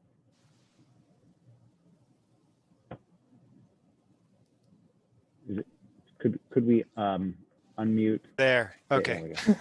I don't have much to add, except for the fact that one instance that we worked directly with 1099 to actually distribute PPE to some of their membership. So and we got some positive feedback from that. But again, just to reiterate what you said, we felt the pain, and we're struggling. I think all of this entire team, we're struggling with trying to accommodate during the peak, and it was a difficult time. I just want to make sure that if, God forbid, we have another spike, that our working people in the city of New York are fully protected, that they have the equipment, that they're not using masks that, they have to use for 3 weeks in a row, the same mask, and masks that actually work for the type of job that they're doing.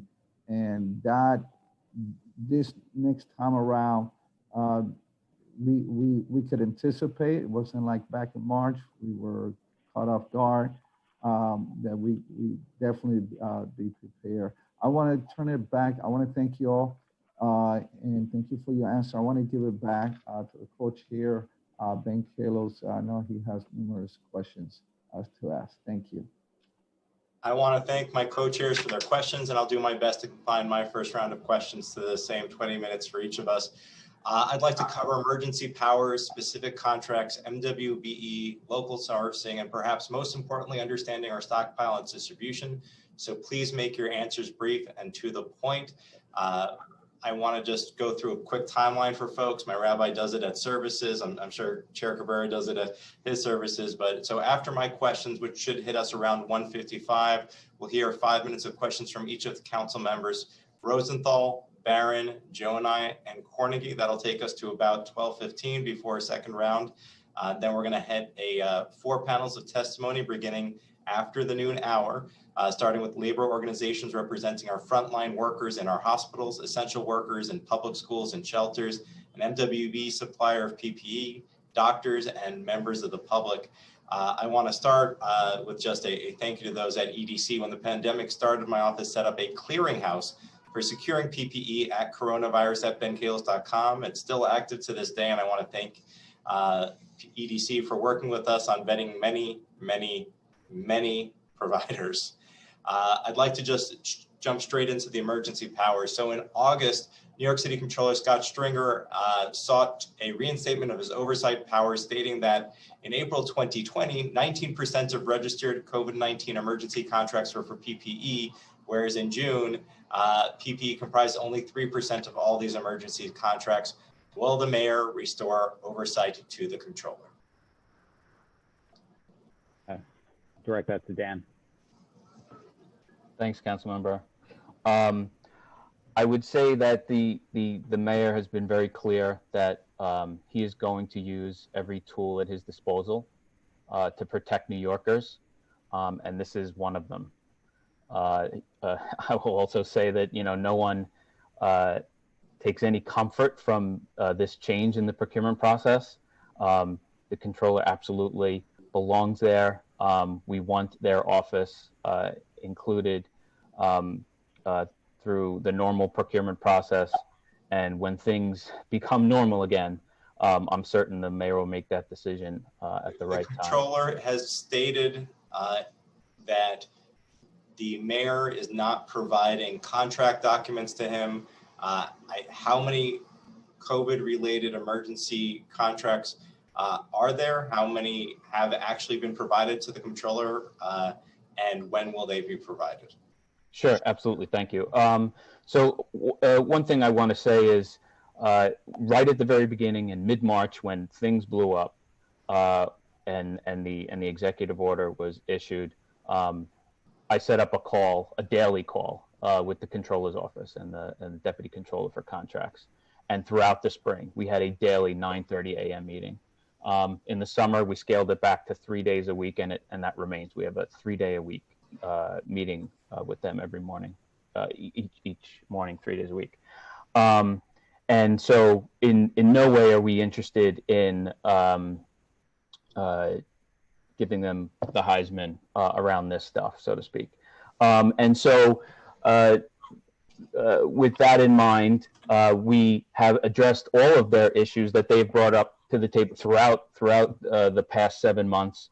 They have access to all the data, as Jamie mentioned in his testimony. All of the contract data that you would have for any contract issued and executed by the city is available in the city systems. There is a technical barrier to actually physically moving the contract documents over to them. It's very much in the weeds, but a couple of weeks ago, we started manually clicking and downloading, putting them into folders so that they can be transported to their system. We have about 20 or 30 so far, and we hope to increase that amount with our internal staff clicking away in an archaic system that we have to use to get over there. But if I could snap my fingers and move all whatever 800 contracts over to them for their review, I would do that. Okay, and so they also know that if there was any contract in particular that they wanted to see, we would hand it over right away. We're not hiding the ball here. They can have whatever they want.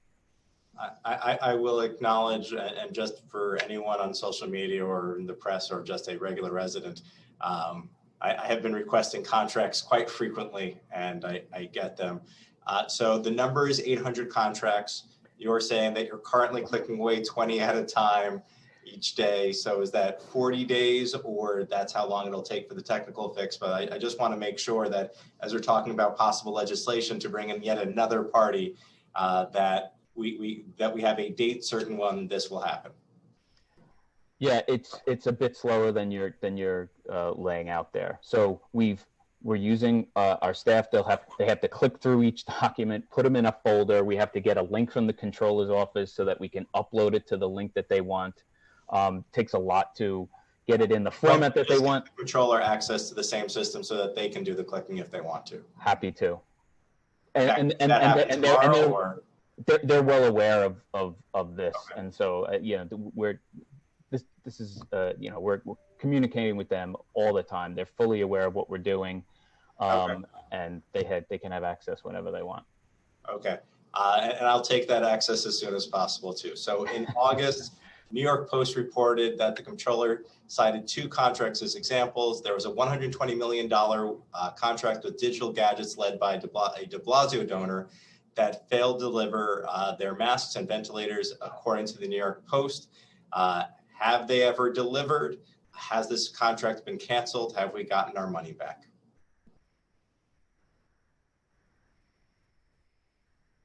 To anyone with knowledge. Sorry. Yeah, Dan, go ahead, please. Well, I was gonna. Mercida can. Oh, I see. Okay.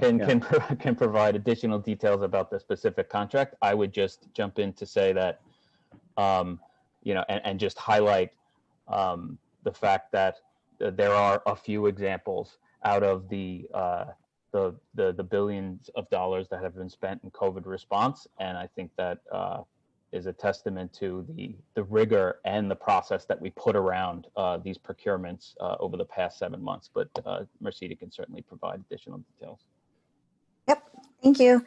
Yep, the contract with Digital Gadgets, they actually did deliver masks. We were able to pay them out for those masks that they delivered, and the ventilators contract was canceled. How much money did the city get back? The city we did not prepay on any of that, so we only paid for the mask. How much it was not a get back. Okay, how much did we pay for the masks? So out of the 120 million, how much went to the de Blasio donor? I will have to get back to you on the exact figure. I'm going to be asking questions for the next 15 minutes. If you can ask somebody on your team to pull it and make sure we get the answer by the time I'm done with my line of questioning or second round. Along the same lines as you may have read in Cranes, in May, I questioned $91.5 million contract with Woodhull Medical Supply, where at the time they had not delivered. What is the status of that contract? Did they ever deliver? Have we ever paid? Have we gotten paid back? Yep. So we did receive masks again from Woodhull. Everything else, I think the other contract that we had with them was for isolation gowns. That was also canceled. Okay. How much did we end up paying to Woodhull, and is there any money outstanding that they owe us back? All right. So I don't have that figure yet, but I'm going to get it for you. But I do have it for Digital Gadgets. It's 9.1 million. Thank you. So out of 120 million, that went down to 9.1 million. So right. you might not be surprised to learn that in May, I read in Vogue that 700 costume designers teamed up from Broadway to form the Broadway Relief Project to manufacture PPE with EDC. Is that contract still active? How many jobs have been maintained, and how much was produced? Happy to take that one, Councilmember Kalos. So we were thrilled that the Broadway community stepped up to work to supply PPE to the city. Costume designers, actors, seamstresses came together to execute on these contracts.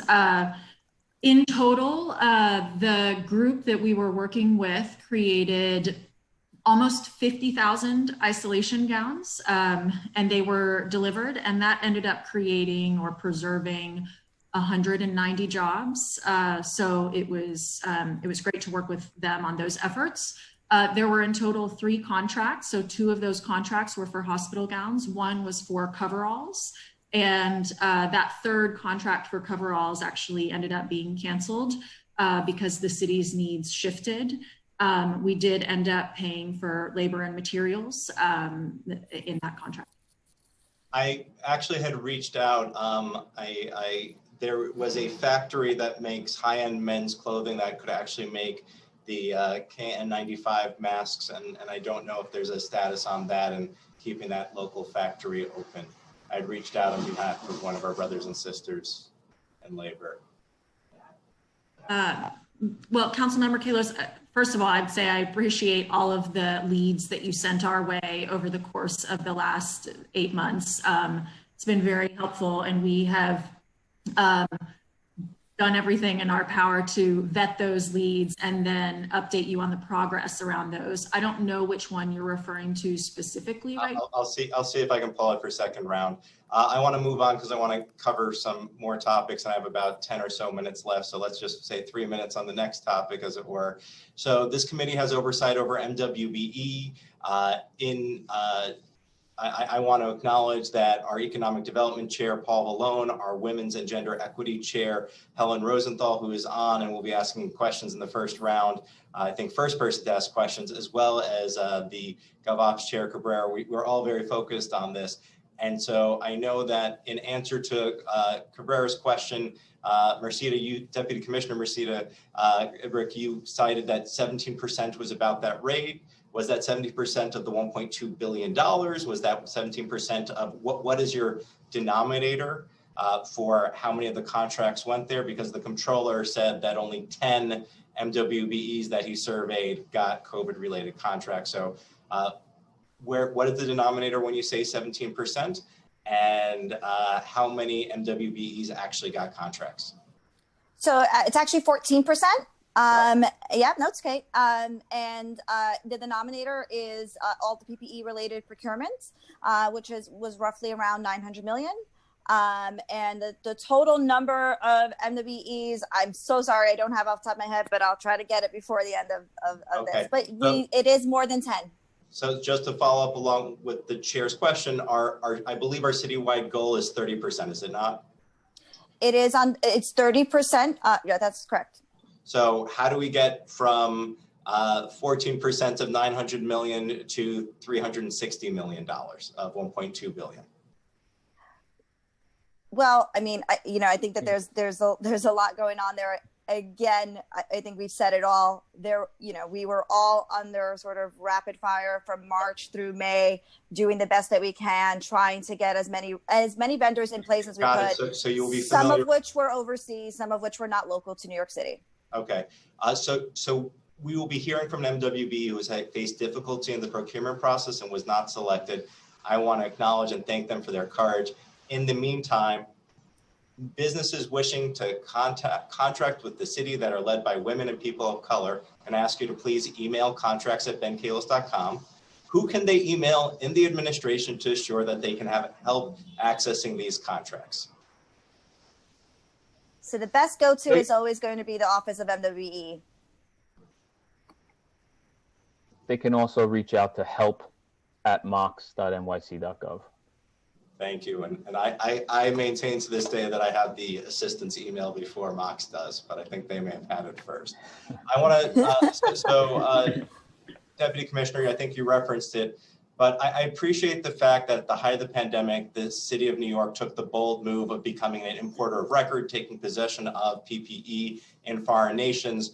But if there's one lesson we should have learned, it's that we need to source PPE locally and that we can use our millions or billions of dollars to do so. Since let's say July or whatever date you want to use, how much PPE has been, and then even from today moving forward, will be locally and sustainably sourced moving forward, growing jobs right here in New York City?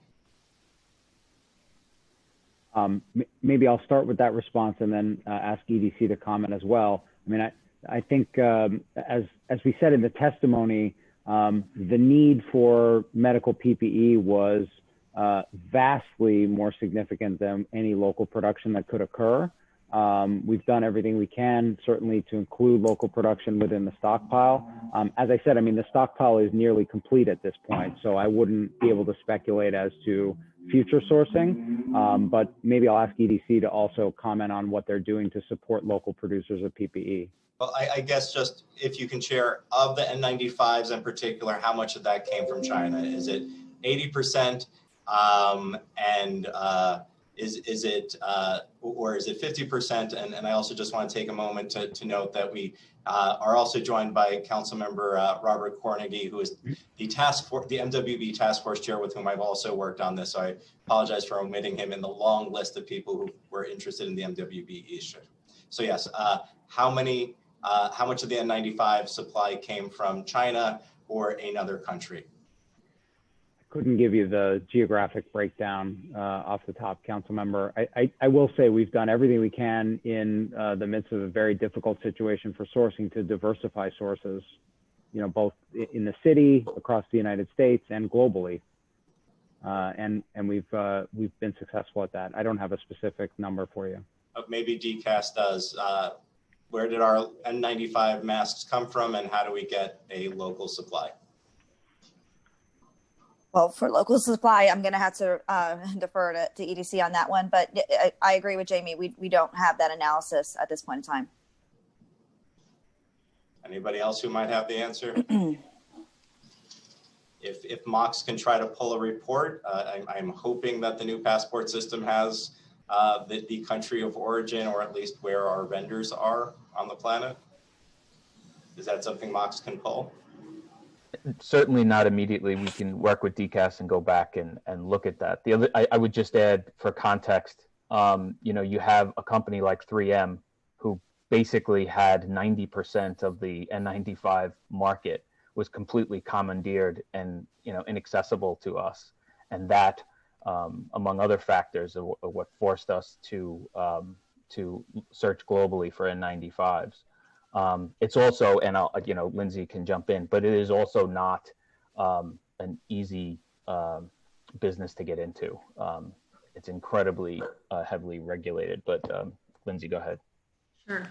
Yeah, so Councilmember Kallos, to answer the first part of your question, we ended up spending $111 million with local and a few regional manufacturers to produce 4.2 million isolation gowns, 8.4 million face shields, 1 million test kits, and then 3,000 ventilators, creating nearly 3,000 jobs, creating or preserving nearly 3,000 jobs through that work. In terms of how we're thinking about local manufacturing going forward, I think, first of all, everyone should note there is currently a directory of both New York City and regional businesses that make PPE. SBS has been so kind to put that directory together with their council, MAKE, and the Manufacturing and Industrial Innovation Council. And so that exists right now as a directory and database of businesses that make PPE, and you can search according to what you need. So that's very valuable to have. We're also just thinking about how we can... And that address is nyc.gov/NYC business/article/ what do you have the link? I will look it up for you. I believe it's make something/reopening supplies, but let me get the exact email address and I'll get it to you in the next couple of minutes. You are actually correct. So it's maic.nyc.nyc/reopening-supplies. Thank you. Just to continue, we're also looking at how we can continue the work that we have done over the last several years. We've run a program called FutureWorks, which focuses on advancing innovation and the ability of New Yorkers to invent new things. And so we want to continue to strengthen and support our manufacturing community through that kind of programming, and then work in concert with SBS and their MAKE council. We're also determining if there is some role for incentives for manufacturers to take advantage of when they are pivoting into medical PPE. So we're exploring that route.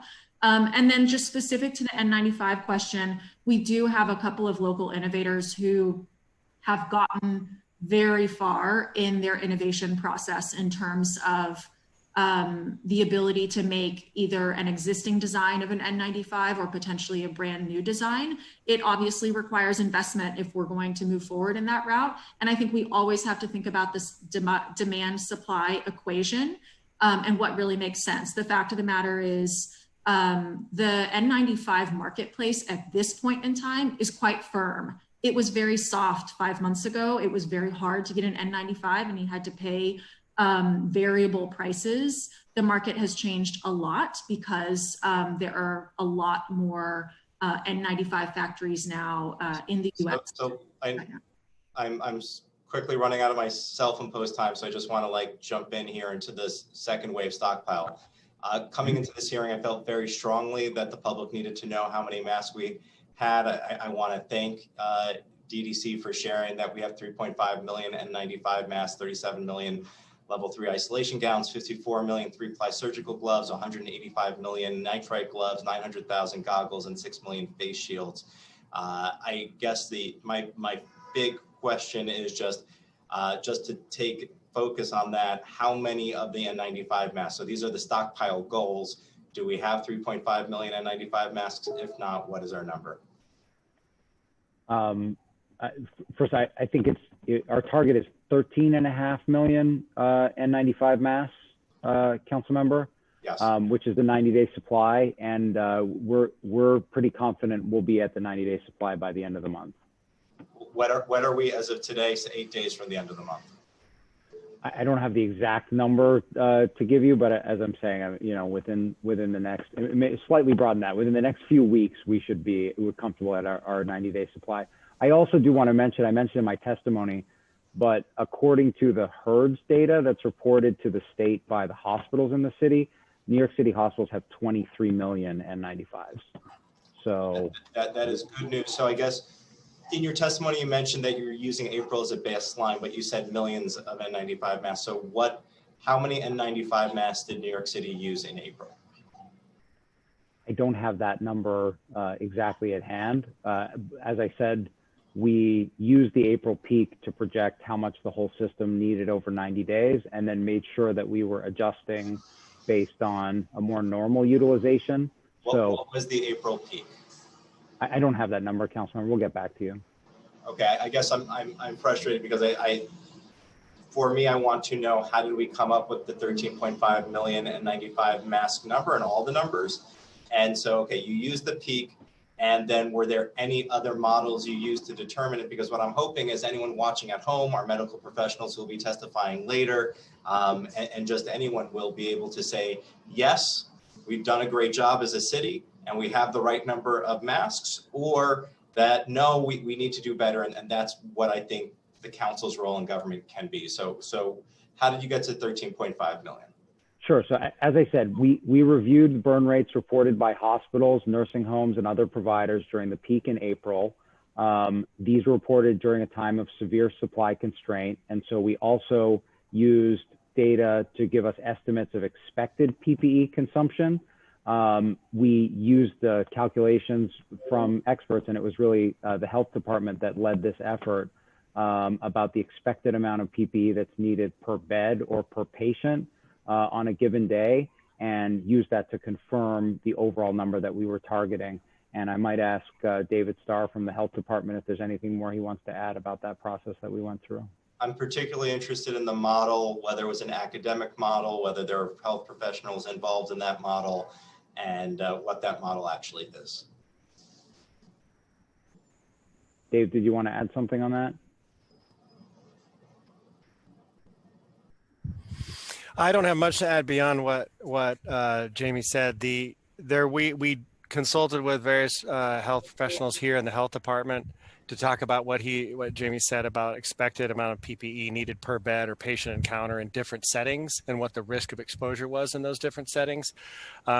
We used an academic model, but not precisely. We tailored it according to what our experts here in the health department determined was most appropriate for the city. So nothing peer reviewed? I'll have to get back to you on that because I wasn't directly involved in the use of that model, but we can get back to you. Okay, this is something that I provided to the administration ahead of time. I did not want to end up in a situation where we didn't have the answer. I think this is the most important question of the hearing, which is just what is our stockpile and how have we determined our 90-day stockpile numbers, because lives are riding on it. Along the same lines, you did share a number of the items I did ask questions about. However, you did not share the number of ventilators we have. How many ventilators do we have in our stock? I remember reading an article about the fact that we had basically thrown away ventilators. What is the status of how many ventilators do we have in stock, and what will prevent the city from throwing them away in the future? Great. Yeah, thanks. I appreciate the opportunity to answer that. So we have pursued a ventilator stock of our own based on a target in the spring. At its peak, there were about 3,000 patients on ventilators in New York City. Our target was to make sure we were able to ventilate at least 6,000 patients in any future resurgence. By just big picture, by the end of the year, we expect to have at least 8,500 ventilators in the city. Right now, the count is nearly 5,000, and that is from 3 sources. That's ventilators that have been acquired by the city over the last few months. It's ventilators that have been sourced from the state and national stockpile, which have been replaced in recent months for higher quality ventilators. And it's also reporting about what the hospitals have in their stock. I should also mention that we have the breathing machines that were produced under EDC's leadership, the Spiros and the BiPAPs. Who will these be distributed to? To hospitals. What about nursing homes, congregate, EMS, medical examiners? My understanding is that ventilators are primarily used in hospitals. Sorry, I meant for the PPE in general. Oh, sure. Yeah. So You mean just the overall list of who's eligible within the stockpile? It is a pretty long list of categories. I would just summarize it this way: it's all of the hospitals, nursing homes, adult care facilities, all of our congregate settings, home health agencies. Maybe I'll just read it actually: dialysis centers, emergency medical services and other uniform services, opioid treatment programs, syringe service exchange programs, independent primary care practices, city agencies that are operating within medical settings. And I should also say that amounts to about 1,000 potential recipients who are registered and trained within our system. But if we missed anybody, we're also open to reviewing requests from other sectors. What about school nurses, home care workers, workers in public schools, workers in public housing? So for any of those workers who are working in a medical setting have been provided with medical PPE. And then there's also what we think of as non-medical PPE. It might be cloth face coverings, surgical masks, other types of gloves. Those are also being provided to those workers as necessary. So school nurse sitting in a room that perhaps, if they're lucky, has a window that works. Child comes in, they think that child has coronavirus. Will that nurse be able to get an N95 mask from you so that they can do a close and depth person examination the way they need to? Yes, sir. We've distributed N95s through the Department of Education to school nurses. Okay. We will hear testimony from a group asking about the N95 disposable versus just having a reusable mask. What is the stock of reusable masks? I'm going to direct that one to Dave Starr from the Health Department.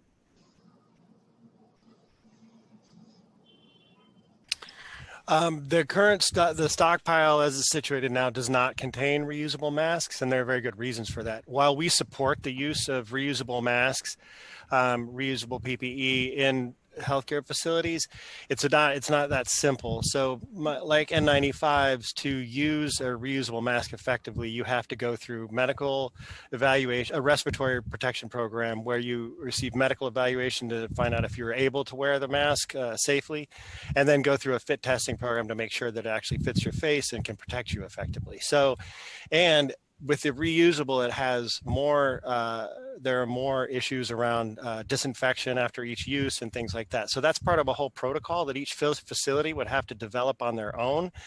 And we didn't feel it was appropriate to put something that was so specialized by facility in the stockpile because of the cost of those items, as well as the fact that they would only be available, they would only be effective for a very small part of the recipients or the intended recipients of the stockpile.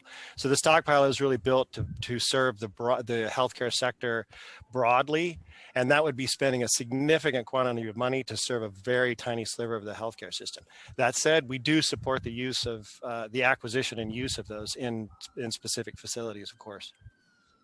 Would you be willing to, again, we don't want specific facilities bidding against each other, would you be willing to work with specific folks representing workers who would qualify and could use these materials? And so I guess, are you willing to work with folks to help procure these reusable devices and implement them in specific H+H and other settings? Certainly. Yeah. That's great news. Last question, and I don't have a second round at this point, and I'll pass that on to my colleagues who do have questions. So my final question is, if I'm a city employee or I represent a group of city employees, and listen, if it's me, if it was my loved one, some people don't want to wear an N95 mask. They're happy with the cloth mask because it's much more comfortable. But listen, if you want to bring things as close to zero, I mean, you can correct me if I'm wrong, but the least risk is to just have an N95 mask. If city employees don't necessarily feel safe and do want an N95 mask, who's the ultimate arbitrator now that we're no longer in a situation where there's not enough of anything, of who can get an N95 mask if they might be compromised or be an at-risk group that still is being told to go to work in person? Dave, do you want to just speak to the appropriate uses of the N95 mask, and then I'll answer a little more generally? Sure. We really, I mean, when we're thinking about the stockpile and the efforts that we've made, we're really focusing on medical situations. So the stockpile is really dedicated for medical personnel who are at risk. N95s, like I described with the reusable PPE, the reusable respirators, you do have, you need a respiratory protection program in a facility that can adequately fit test, clear them medically for the use of the respirator. About the N95 masks in general. What I'm getting at is that if you're wearing an ill-fitting N95 mask that you have not been fit tested on, it's not much more protection than a surgical mask, if any at all. If people would like to access N95s from like a Home Depot or something like that to make them feel more comfortable, that's certainly an option they can take advantage of. Right. But just to be, I mean, N95s need to be fit tested to be effective. To be effective, right. That has to be done in a clinical setting where there's expertise, which is why N95s are deployed in medical settings.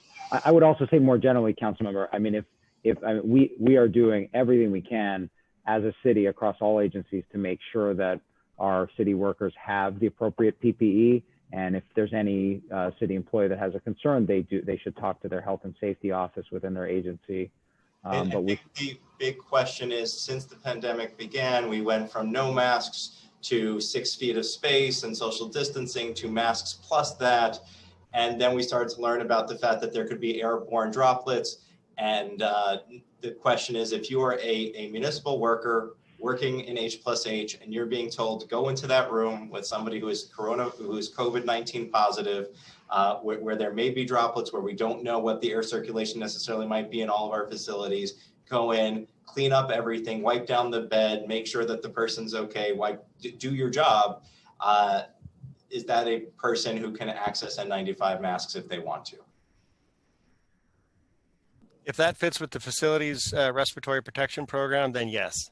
Okay, that's the end of my questions. We'll be hearing from some of the labor leaders who represent a lot of these groups, and I hope that somebody from the administration will stay. We'll now hear from Councilmember Rosenthal, Barron, Jonai, and Cornegy. I'm going to turn it over to our moderator, Alex, from my committee. Thank you, Chair. I will now call on members in the order that they have used the Zoom raise hand function. Council members, if you'd like to ask a question and you have not yet used the Zoom raise hand function, please do so now. You will have a total of 5 minutes to ask your question and receive an answer from the panelists. The Sergeant at Arms will keep a timer and will let you know when your time is up. Once I have called on you, please wait until the Sergeant has announced that you may begin before asking your questions. As the Chair said, first we will hear from Councilmember Rosenthal, followed by Councilmember Barron, and then Councilmember Jonai. Councilmember Rosenthal, you may begin as soon as the Chair announces the time. Time starts now. Great, thank you very much. Can you hear me all right? I'm multi-zooming, so I've been a little distracted, and I apologize if these questions have already been asked. Most of them follow up with Councilmember Kalos's questions. I'm wondering if we could go back to the DOI commissioner. I'm wondering, and then also maybe Dan Simon knows about this. Do you know if the city paid for anything that we did not receive, like the one that the commissioner seemed to note that she was investigating? So, I mean, I'll let Dan or DCAS follow up on that. In the active investigations that we have, I would say for merchandise, I'm not aware of anything that we're currently investigating that we prepaid for and didn't receive. We do have some investigations into people accessing certain services the city was providing in which money was expended that did not go to the right people. So I can't provide more detail about that, but we do have some investigations of that nature that are active right now. So in other words, it's sort of a subcontract. So reimbursement, an invoice was given to the city reimbursed, and then you're looking at the subcontractors. Right, or in the case of services where the city was paying for services that were intended only for certain populations, and bad actors sort of took advantage of those services that they weren't entitled to receive. Sure. So What's I would the make total that a second category. Thank you. What's the total value of those types of investigations?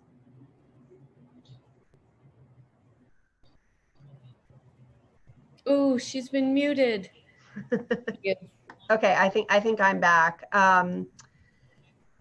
I don't have the exact figure, and I think with some of those investigations that are ongoing, it's hard to put a dollar amount on them right now, particularly in the services side.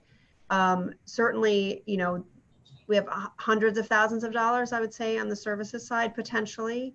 On the goods side, as I said, our investigations on the provision of goods side, very, very few, if any of those are a prepayment situation. But so in other words, they're not ones where the city paid in advance and didn't get. Right, and for the ones where, I guess, on services, do you have clawback provisions in the contracts? Oh my goodness, thank you. I honestly think I'm doing that. I'm so conditioned on Zoom to mute myself when I'm not talking.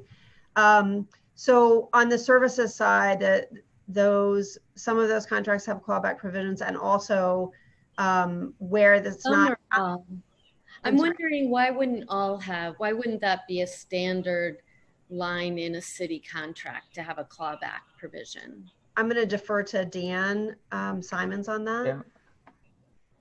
Hi, Councilmember Rosenthal. Good to see you.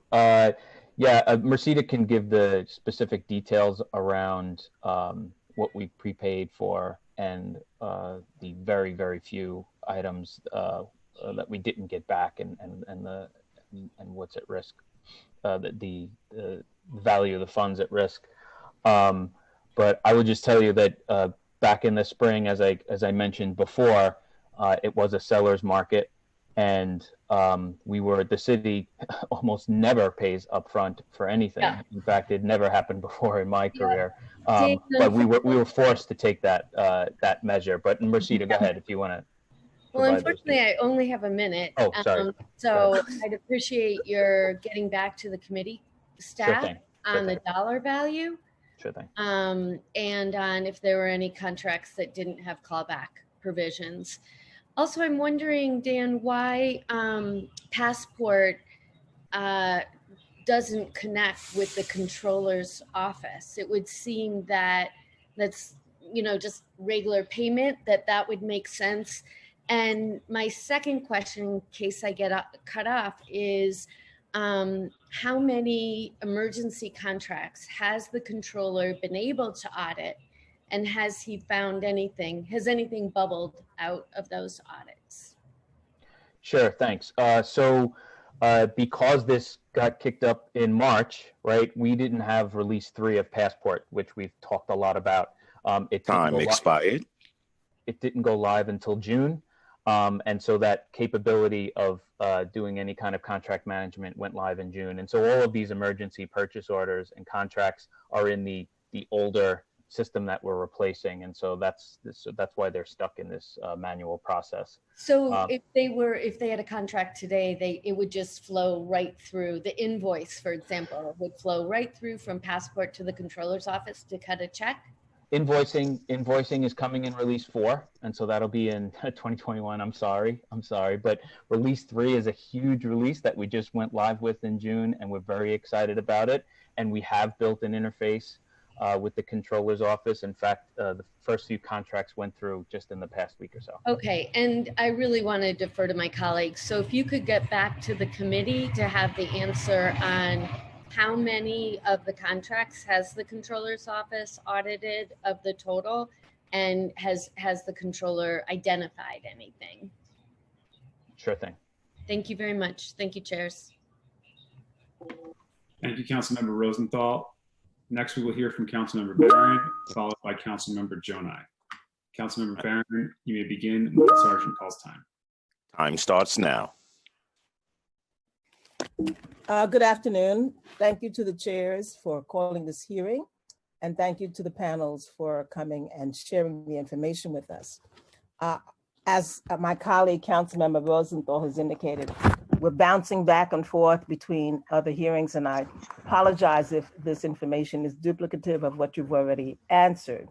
But I would like to know the amount that's been awarded through these contracts for each of the items that are under the PPE, the N95, cloth, masks, gowns, gloves, and face shields.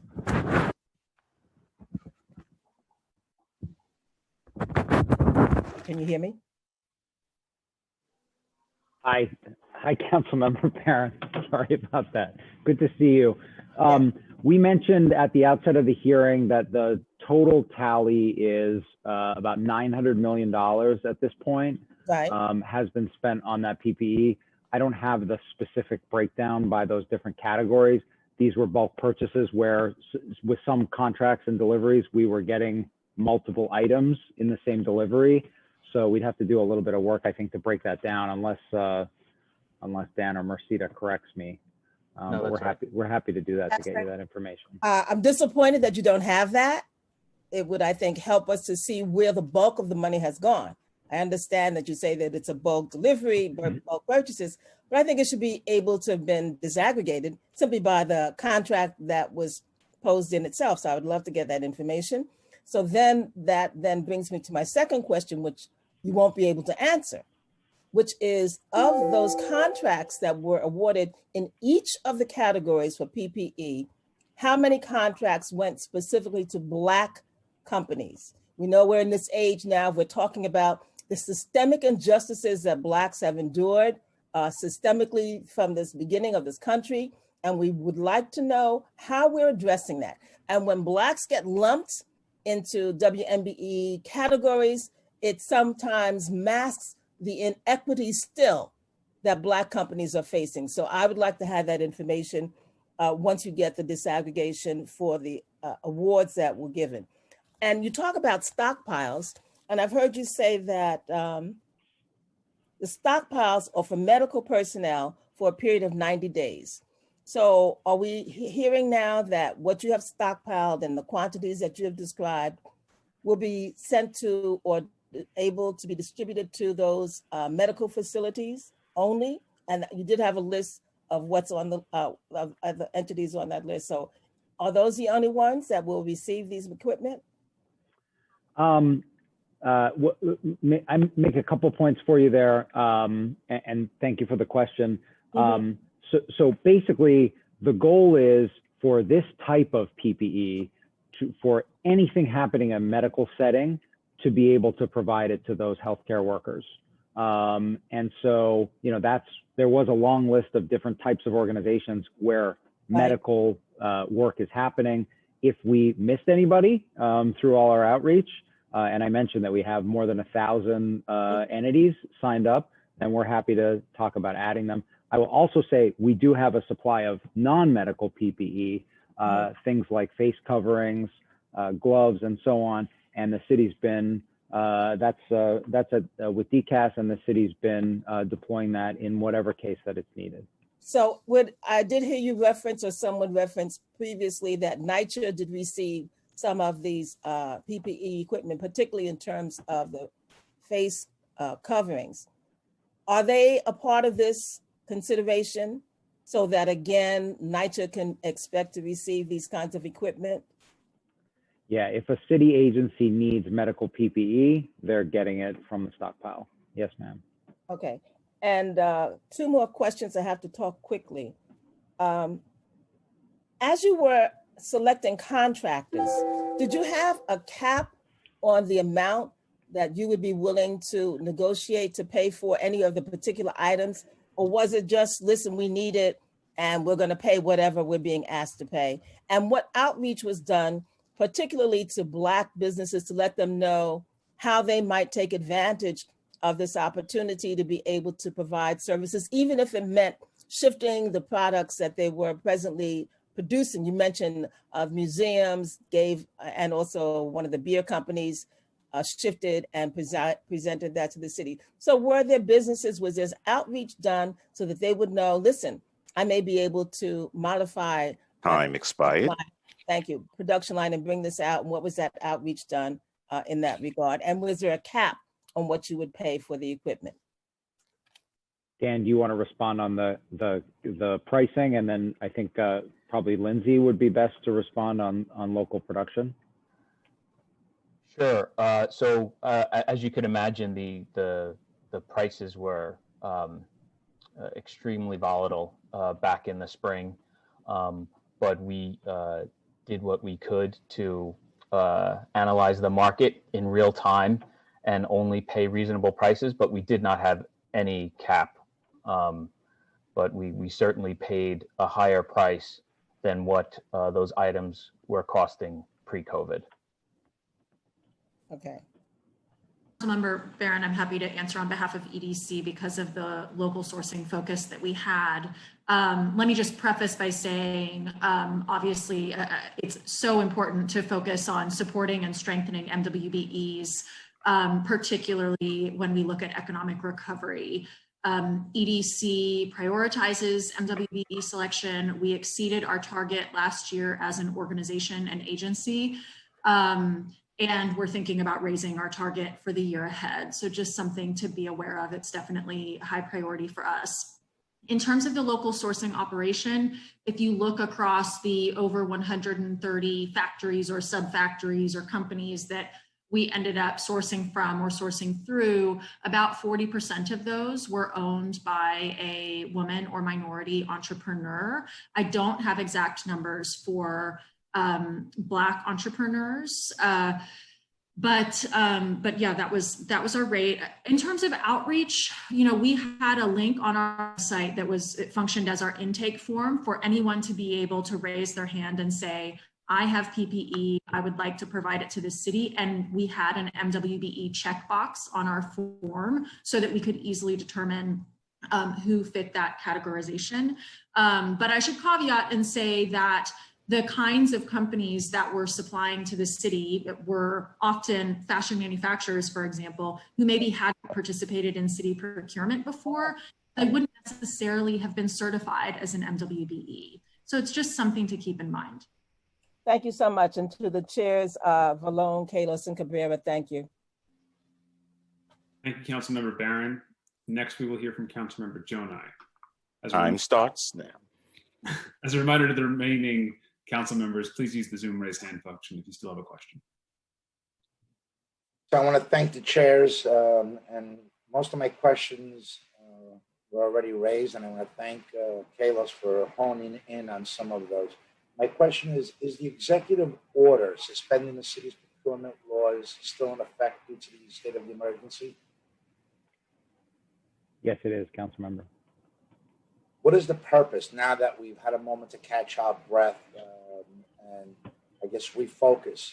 Why are we still operating under the suspension of the city's procurement laws when we now have the ability to shop differently and comply with those laws, that you have a stockpile at hand?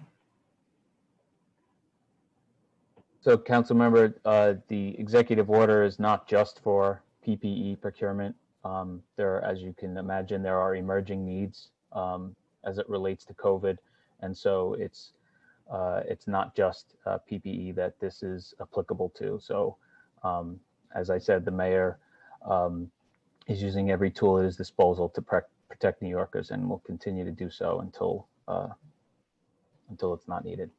Well, thank you, Dan. That's great, but this is an opportunity for us to comply with the procurement laws. Obviously, the pressure is off of us, and if we can do that with PPE and this new world that we live in, and PPE is going to continue, the demand will continue for some time to come, and it's a new way of life. The sooner we start complying with those procurement laws and the acquisition of products and services, the better off we are. I don't think anyone's going to dispute that. You agree? Sure. I would just say that the law is suspended, so it's not like we're not complying with the law. In fact, we are mimicking the processes that would be in place to a large degree, and we've gone to great lengths to ensure that there is rigor in the process and transparency. But I take your point. We take no comfort in the fact that the laws have been suspended at all. And I look forward to, as much as you do, to having our procurement laws back in effect. Thank you. So my next question is, what is the number of disposable masks that we currently have at hand, and how much more do you believe will be required of us to have at hand in the future, especially in light of the threat of a second wave? Right. Thanks, Councilmember. I guess that, so there are two different categories there, but I'll give you our 90-day stockpile targets. For N95 respirator masks, 13.5 million. And then our target for 3-ply surgical masks is 54 million. And have you acquired all of that already? You have that in place? We're very close in all categories. Can I also suggest then that I put a bill in an LS request that government stop purchasing disposable masks, especially when it's not for essential workers. We're giving out a tremendous amount of masks. We should actually be looking into reusable, washable cloth masks. Even the CDC now has suggested that we start using more reusable masks. Why aren't we focused on this? We'd be, obviously, in the long run, it would cost taxpayer dollars less. We would be able to protect Mother Earth, and from an environmental conscious point of view, it's the right thing to do. Stop filling our landfills and give everyone an opportunity to reuse masks, and we know that this is going to be a new way of life. Can anyone answer why we're still acquiring disposable masks when it's non-essential, when it doesn't fit the category of non-essential workers? Yeah, Councilmember, I guess to the last point you made, this is really for essential workers. I will say that we do have a supply of reusable cloth masks, and in fact, mentioned earlier, we've been able to distribute about 7 million of those to nonprofits across the city that are distributing them to folks. This is the surgical masks that we're talking about are for use in a healthcare setting, in a medical setting. I think the EDC has been giving out masks as well throughout the city to all New Yorkers, to making sure they protect themselves. So I only got 20 seconds, but I want to ask my next question. And obviously, one of the services that you are honing in on is COVID testing. Rather than COVID testing, why aren't we using antibody testing to determine who has had COVID, so we can come up with two categories, those that have been exposed to it and the unlikelihood that they Time expired. catch it again or be exposed to it again, so we can focus on those that have not contracted the disease or this virus, and then start focusing on those that are vulnerable with underlying health conditions or the elderly, so we can start getting a very proactive approach. And I would hope that there'll be a movement for this versus the continuous retesting. And we know that the findings of the COVID test are only good up until the date that you've taken the test. And going back for a repeat test weekly is going to cost taxpayers more money and ultimately not yield the result that we need. This will also be very helpful to us in the time of a vaccine, which we hope is around the corner, giving it to those that have not had, or prioritizing the vaccine for those that have not had the virus. Can anyone answer? And my time is up. Councilmember, I want to thank you for that. We'll certainly make sure that we get that feedback back. We don't have our test and trace operation here for this hearing today, so they're the right ones to answer that question. They can follow up, but thank you. Chairs, I would hope that we would revisit that question as we start looking at what we can do in a proactive manner. I'm a big supporter of the antibody test versus just a COVID test. Let's figure out the two categories. And the sooner we know who's had it versus who hasn't been exposed to the virus, the better we can come up with a plan moving forward. Thank you. Thank you, Councilmember Jonai. I'll now turn it back to Chair Kalos for any further questions. I'm going to just ask a quick off-topic question to Margaret Garnett at DOI. Each month, I open my office to meet face-to-face with residents. Now we do it over Zoom. It's called First Fridays. Anyone's welcome to join. This month, multiple residents brought up questions and concerns regarding alleged corruption at the Department of Investigations and a perceived failure to investigate certain complaints. There are even instances of federal litigation around this, but I don't want to ask about that. So with regards to anyone who has concerns about alleged corruption at DOI, what should the city council be doing about it, and what can you as the head of DOI do about it?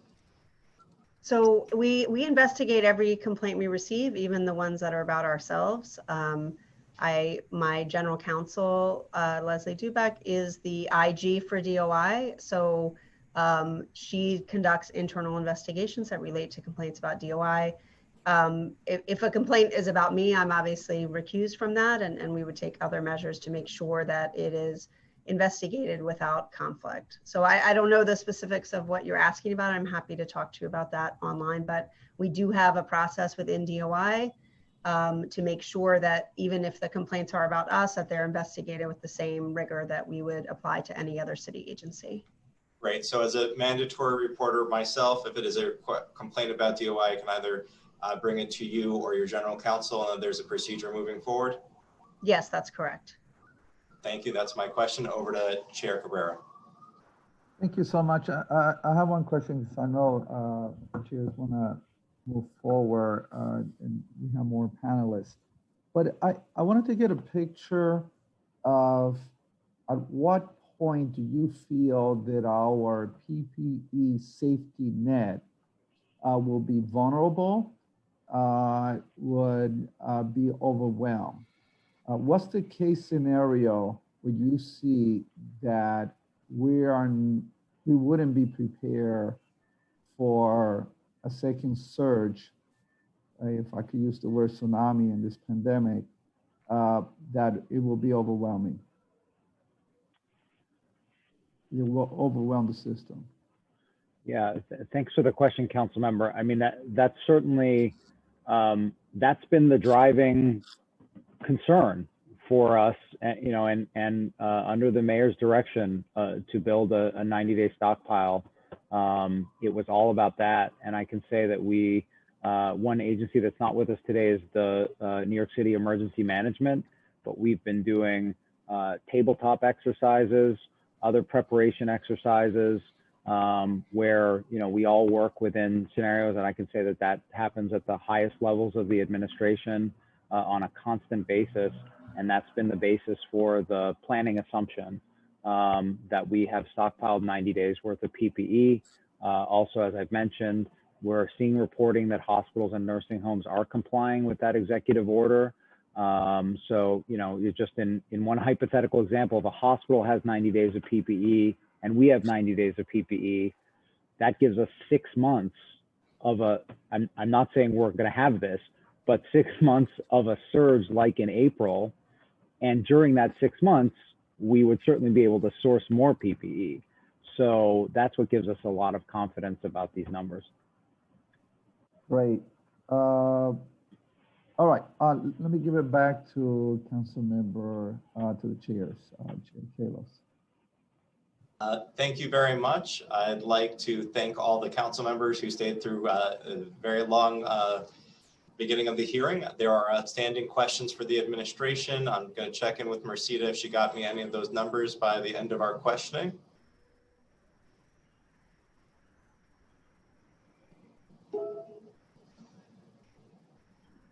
Did we lose Mercida? No, I was just muted. Sorry about that. So on Woodhull, who is a city certified MWE, we ended up paying them $500,000 for the mass that they delivered. Great.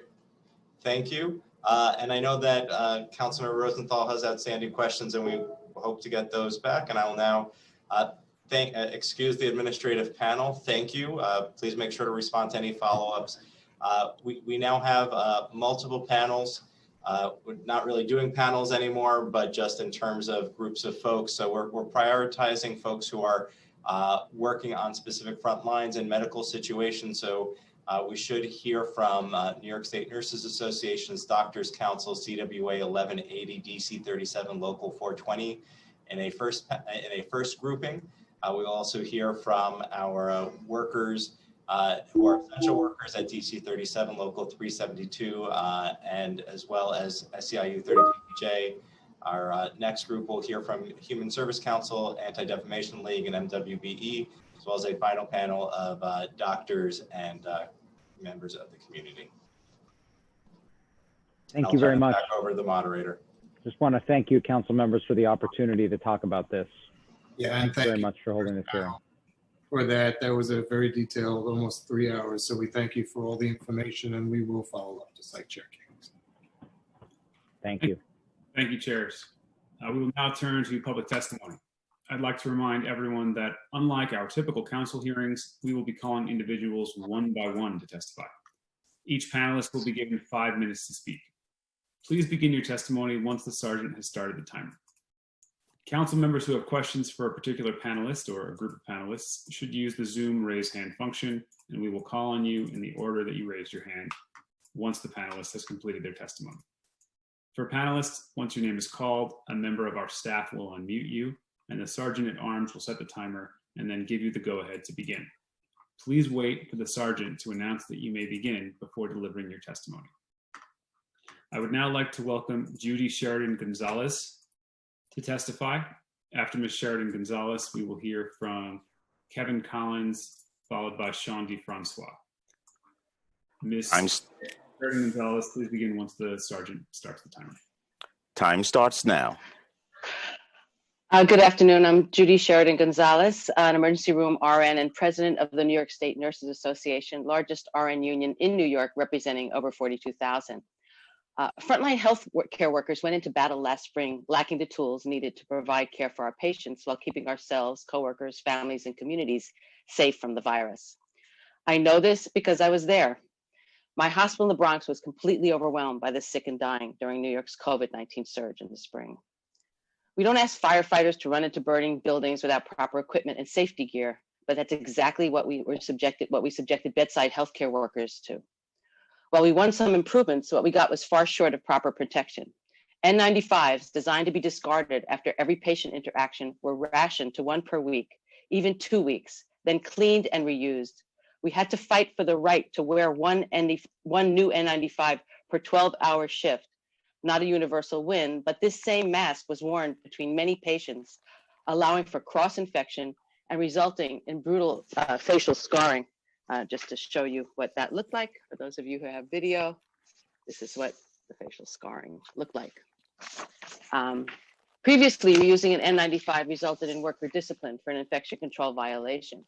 NYSA and other unions sounded the alarm about the acute shortages of PPE, demanding federal action to invoke the Defense Production Act. Sadly, those calls fell on deaf ears at the federal level. At the state level, efforts to obtain PPE were haphazard and often ineffective, in spite of best intentions. Supplies were inadequate. Some N95s were counterfeit or expired. There was no clarity that defined sufficiency of PPE. The state frequently implied that PPE distribution was adequate, but these assertions were based on inaccurate information provided by facilities and so-called scarcity standards, which are protocols relying on extended use and reuse of disposable equipment in violation of all medical and scientific standards. It was tantamount to reusing a condom. Picture that for a moment. Another problem, these inadequate PPE supplies were also unfairly distributed within the healthcare system. Some facilities leveraged better connections and had financial resources to obtain supplies. But meanwhile, safety net hospitals like my own, public New York City health and hospital system, long-term care and home care had much greater difficulty and fewer PPE supplies. Some had none at all. No surprise, these facilities largely serve Black and brown communities and our most vulnerable New Yorkers. While a number of governmental and nonprofit agencies, the City of New York, even individual fundraisers tried to step in to alleviate PPE shortages, there were few steps taken towards expanding the range of respirators available and no sustained encouragement of local production of PPE. As a result, thousands of us became ill and many died of COVID-19, even while we struggled to save the lives of our patients. Effective emergency management requires us to take what was learned during COVID round 1 and use it to be better prepared for round 2 and beyond. One solution is to expand the array of respirators available, especially those non-disposable designed to be worn for extended periods and safely clean. And that's where elastomeric respirators come in. And I have a picture of that respirator for you. That's what it looks like. They fit better, they reduce facial scarring, and they better control moisture. You've all experienced the buildup of nasal secretions in your simple mask. Imagine a nurse wearing a tight-fitting N95 for 12 hours.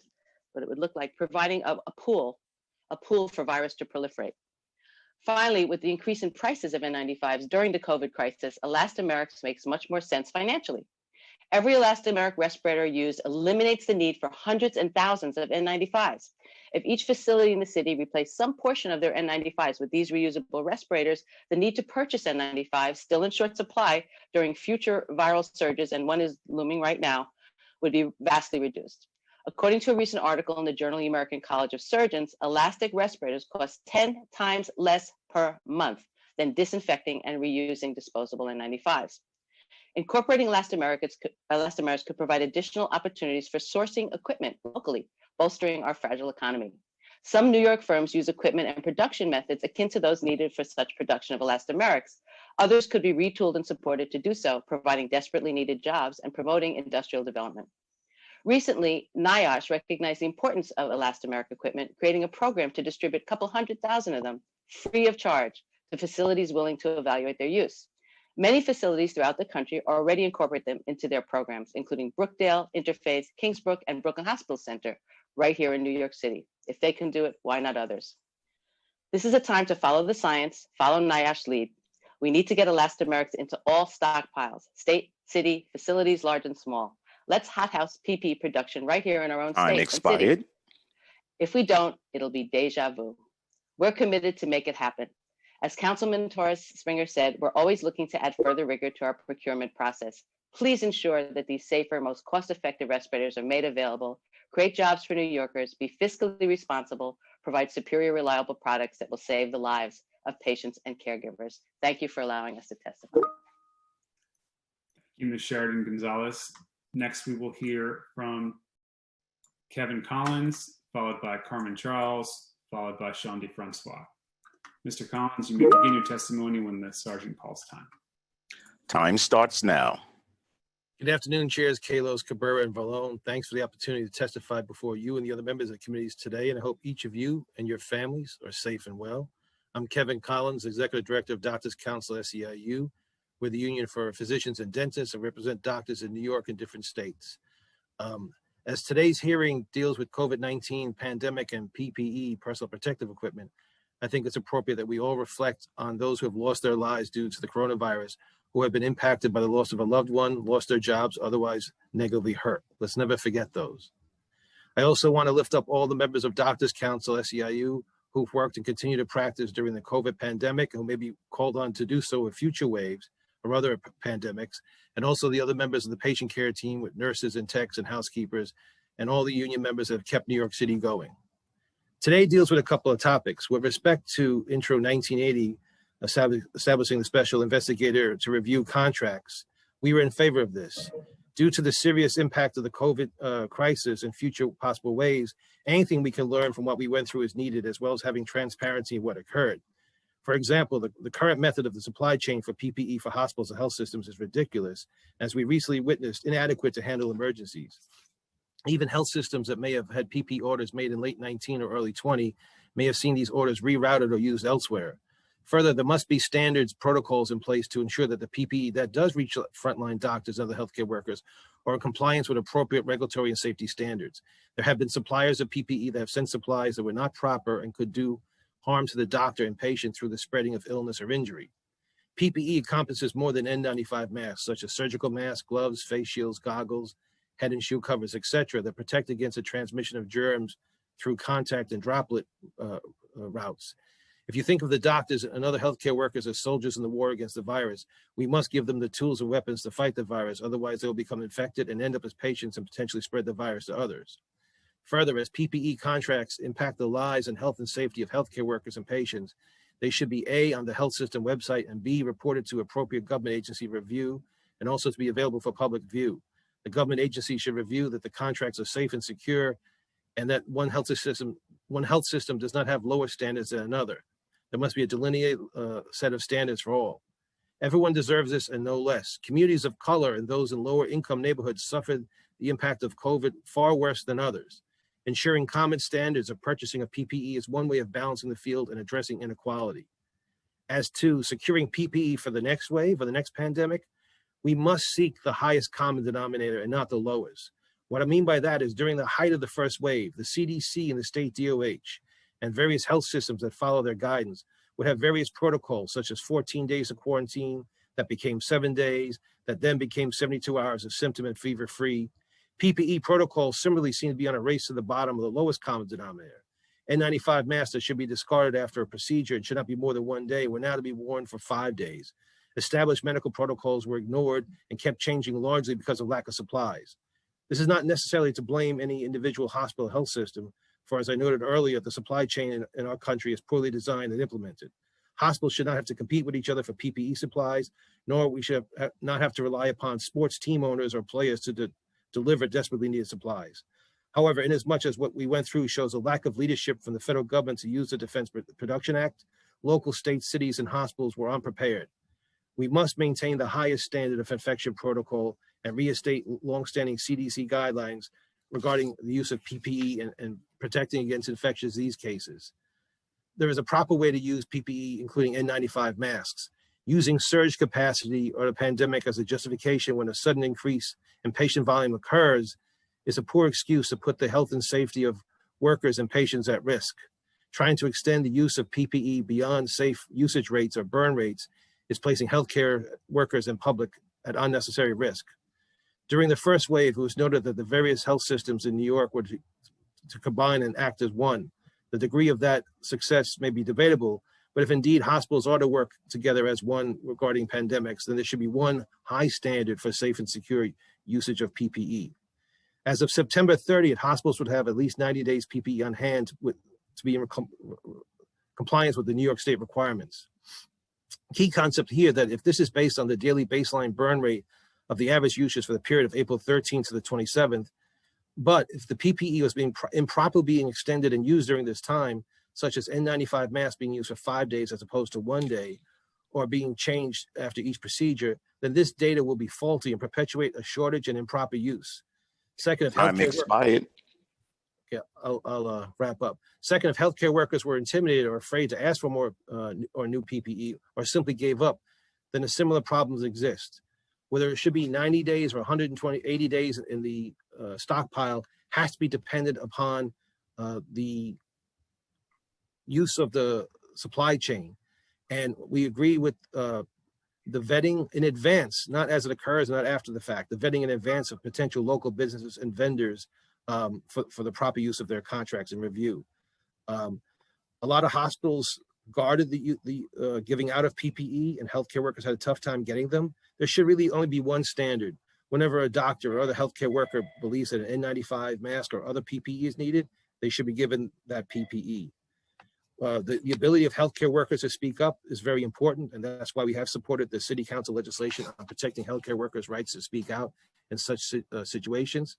My comments today have focused largely about PPE, but this also can be applied to ventilators and other medical equipment, such as medications for patients. Lastly, it's our hope that by learning from what we went through and working with the City Council and others, that we'll all be better prepared for when the next wave or pandemic occurs. Thank you for the opportunity to testify, and Doctors Council is always available to work with each of you. Thank you, Mr. Collins. We will next hear from Carmen Charles, followed by Sean DeFrancois, followed by Donald Nesbitt. Carmen Charles, you may begin when the sergeant calls time. Time starts now.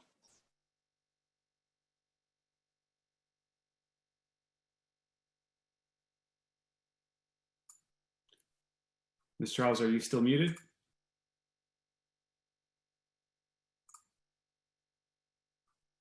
Looks like Carmen Charles is having some technical difficulties, so we'll try to come back to her.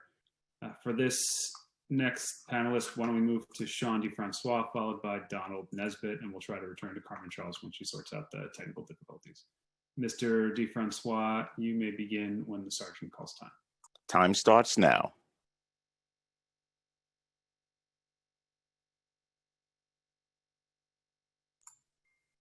Looks like he's gone as well. Okay, apologies. Mr. Nesbitt, if you're prepared, we can move to you. So with the muter, please unmute Donald Nesbitt, and then he can begin when the sergeant calls time. Time starts now. Yes, thank you, Councilman Kallos, Councilman Vallone and Councilman Cabrera, and the distinguished members of the New York City Council. I'm Donald Nesbitt, Executive Vice President for Local 372, the New York City Board of Education employees out of District Council 37, ASME. I'm here today to provide testimony on behalf of the approximate 24,000 members of Local 372, which I represent, and under the leadership of President Sean D. Francois I. First, I want to give an applause to all essential workers, especially those who are represented by Local 372, who have risked their own health and safety to perform vital services to the community throughout the last 7 months. Though the school system was closed throughout much of the pandemic, nearly 9,000 school lunch employees and 2,600 school crossing guards remained on the job as the city was shut down. School crossing guards remain diligent, vigilant to ensure that children and pedestrians cross the street safely in the morning and afternoons in their communities. School lunchroom employees continue to unload, prepare, and serve food every day throughout this pandemic. They fed students, they provided food security to members of the community. Since the outset of the COVID-19 pandemic, over 200 million meals have been prepared and served to students, their families, and adults and members of the community. These workers continue to be placed in harm's way, at risk of exposure to then the exploding pandemic, because their responsibilities play an essential role in keeping the wheels of society turning as our city combated the virus. And now, with schools reopened, all Local 372 members must assume this risk every day to ensure 1.2 million public school children of the New York City will be learning ready. For example, the school crossing guards, the school lunchroom workers, the school aides are with students all throughout the day. Various community titles like parent coordinators, community coordinators, and our community assistants work with parents to navigate the Department of Education. Our substance abuse prevention and intervention specialists, SAPers, work with students in mental health and the prevention of substance abuse, gun violence, and anti-bullying, all well as gang prevention and mediation. Family workers are also navigating the school system, but not only the school system, also the children that are in temporary housing. The future that our education provides for a child is one of the most important obligations society must fulfill. And that is why tens of thousands of Local 372 members continue to go to work and face the threats of exposure and infection. However, though always on the front lines, Local 372 members are not always treated like essential workers that they are. That is why these workers need more than just an applause. These workers need access to assistance, benefits, and protections that help them to continue safely working through the state of emergency. Local 372 has been appreciative of the assistance that our members have received, but this was after us having to purchase masks for our members out of the union's expenses.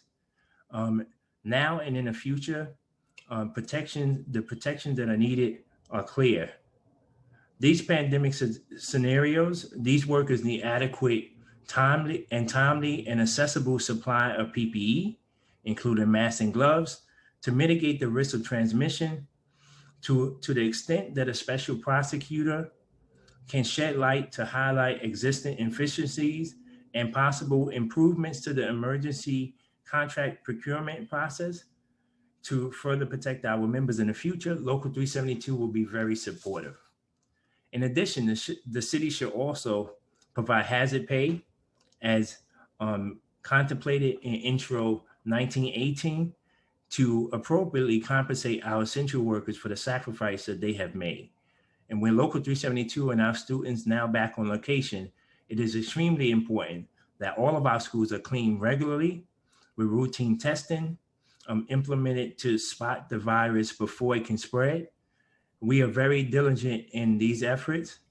However, more support must be provided from the city, especially now with time expired.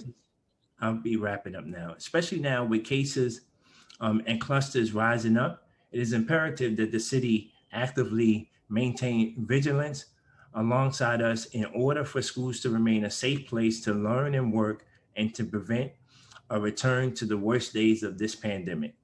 On behalf of the 24,000 members of Local 372, New York City Board of Education employees, District Council 37 ASME, I thank you for this opportunity to testify, and I'll be here to answer any questions later. Thank you, Mr. Nesbitt. Next, we will try again to hear from Carmen Charles, followed by Charmaine Lathan, followed by Yin Lin. Carmen Charles, you may begin when the sergeant calls time. Time starts now. Good afternoon, Chairman Kalos, Balone, Cabrera, and the rest of the committee members on contract and economic development and government operations. My name is Carmen Charles. I am the president of Local 420 ASME.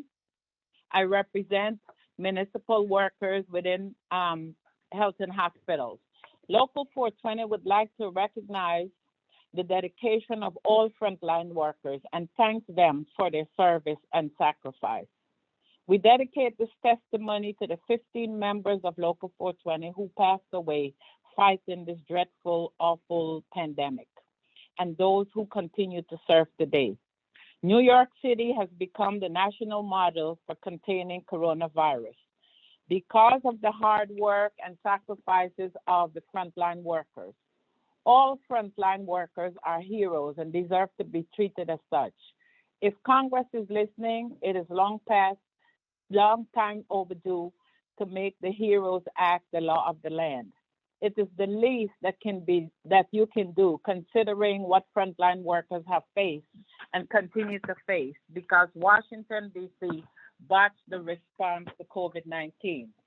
Local 420 represents more than 8,700 members across 11 acute care hospitals, 5 long-term care facilities, 5 diagnostic centers, and dozens of clinics across New York City, along with the technician and aides employed at the Office of the Chief Medical Examiner, Fire Department, and the Department of Corrections.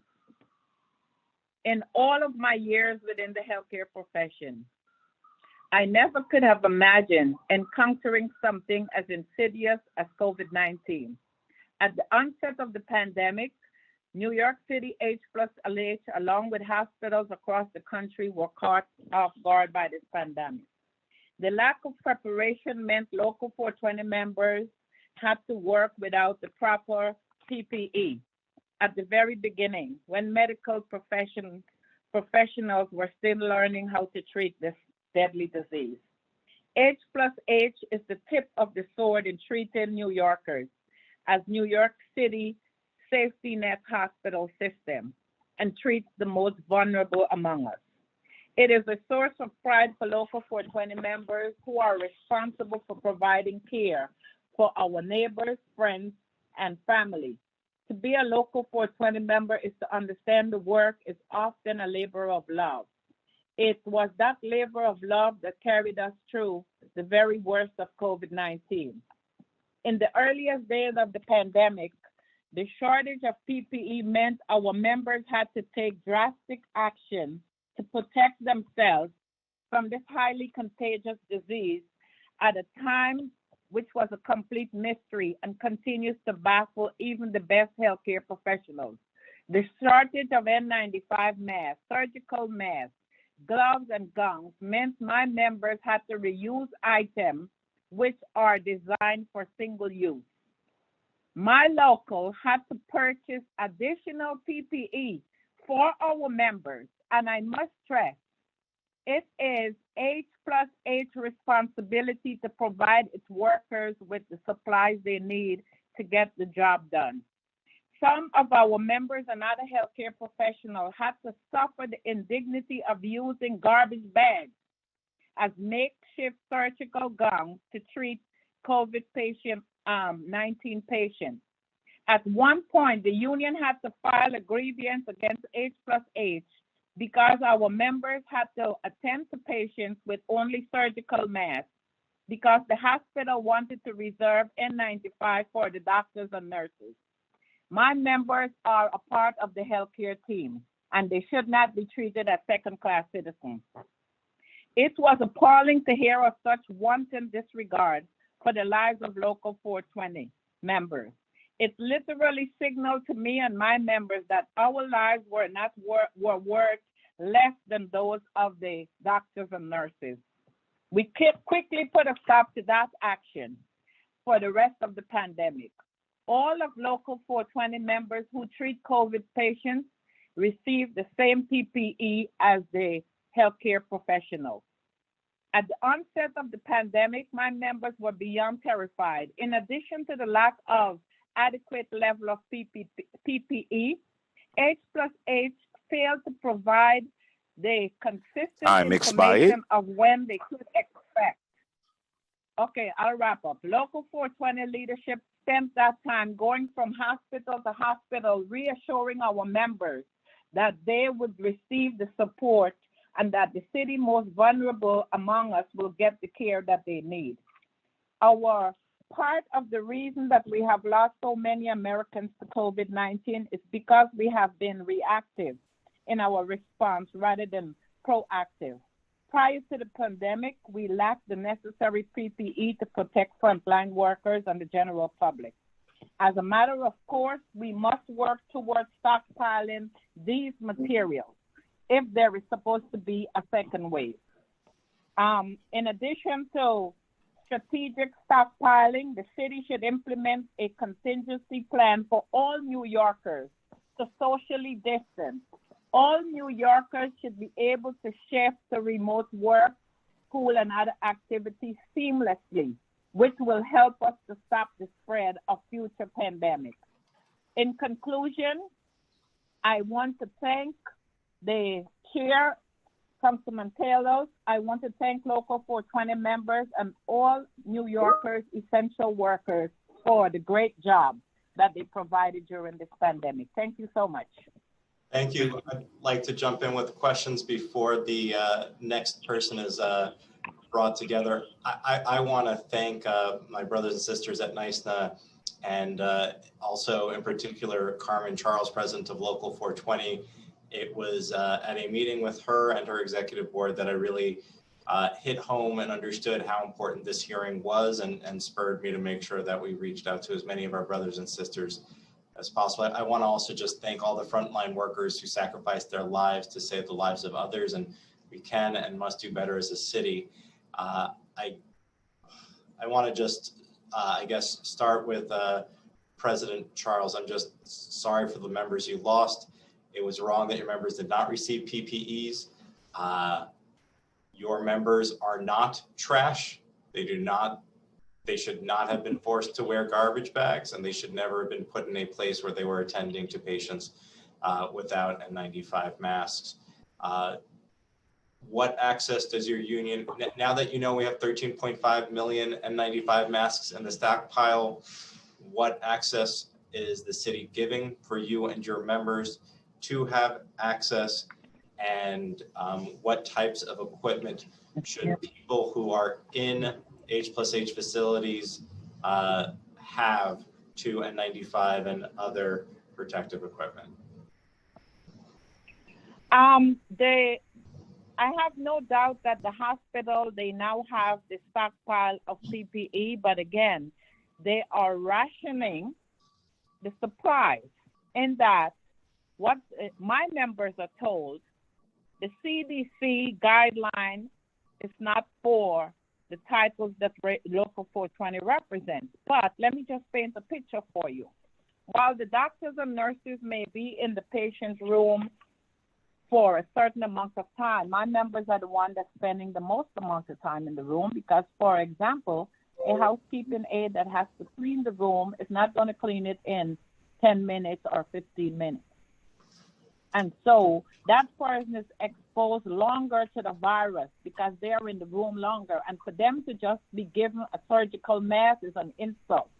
It's an insult, and it degrades, it demoralizes the members for the work that they're doing.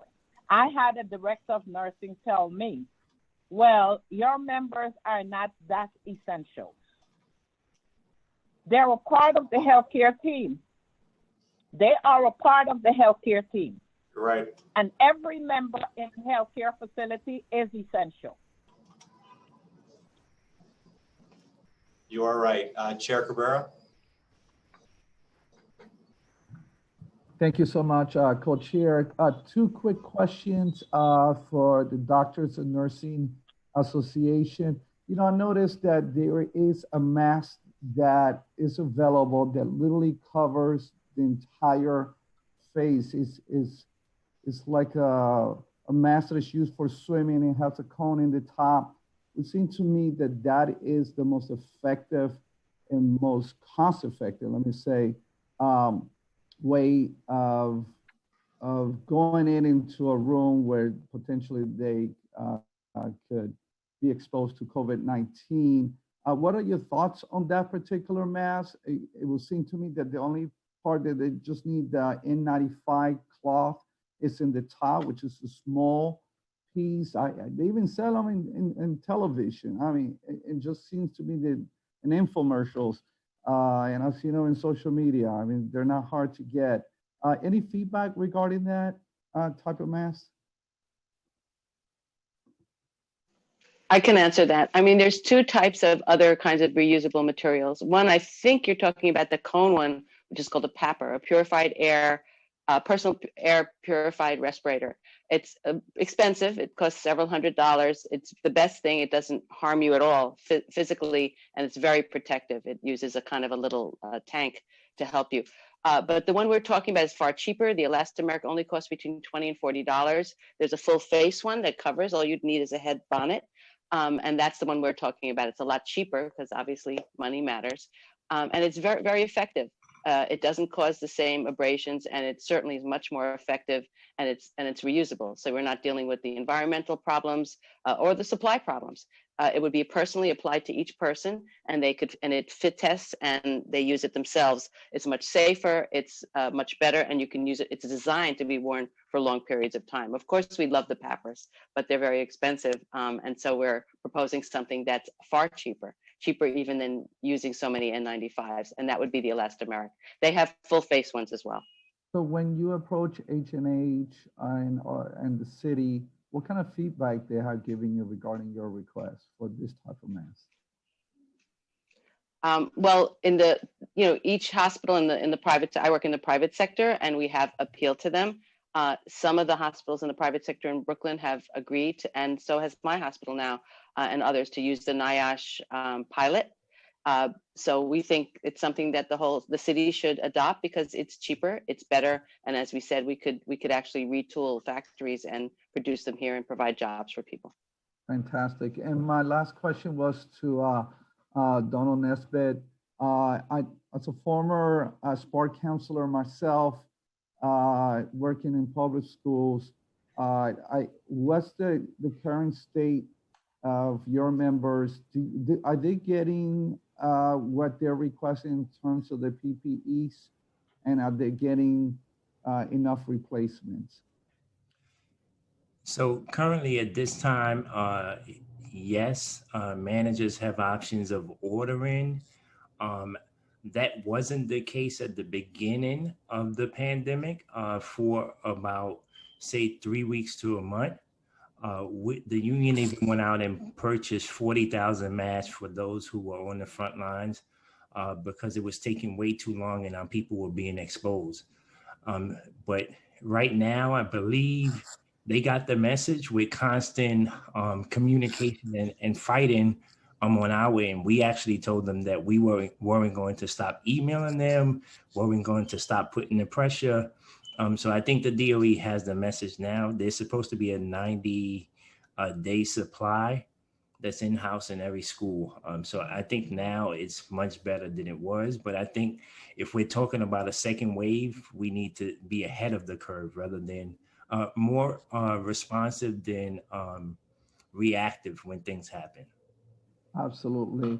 And please keep us posted as things evolve. If we could be any help and be a voice for you, we want to be there. Thank you so much. Let me turn it back to Chair Kalos.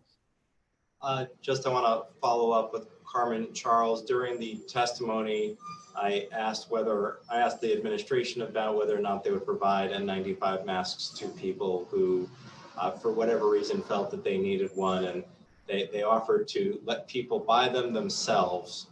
Is that the right response that we should be hearing from any employer in the city? Absolutely not. Absolutely not. My members are some of the lowest paid in H+H, and they should not be going into their pockets. In fact, the local had to purchase PPE to give to our members, and that's not the role of the union. But in order to alleviate the fears, and I don't have to tell you about how fearful people were, and so I don't think that the members need to be going into their pockets to buy supplies that it is management's responsibility to provide it to them. And let me just say this, Mr. Chair. 2 nursing homes, long-term care, Dr. Susan Smith McKinney in Brooklyn.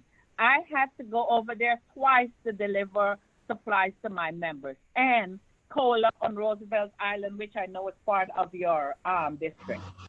They are the 2 worst abusers of not giving our members PPE. And as folks talk about the racist impact of coronavirus on Black and brown communities, what is the makeup, what is the racial demographics of your members? President Charles. Honestly, 99.9% Black and brown.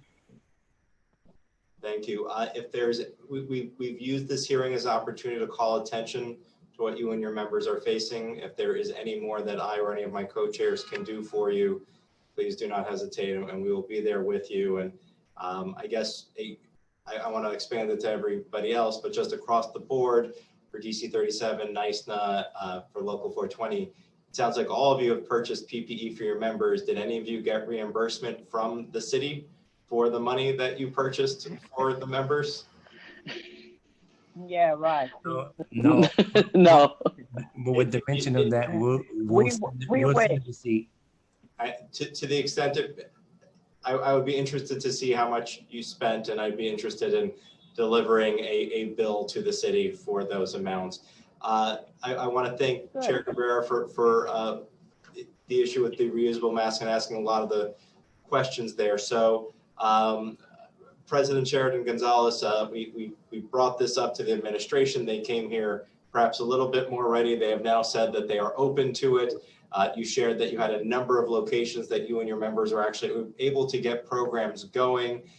They cited issues with fit testing. So I guess, are you prepared to have all of your nurses who will wear these masks fit tested?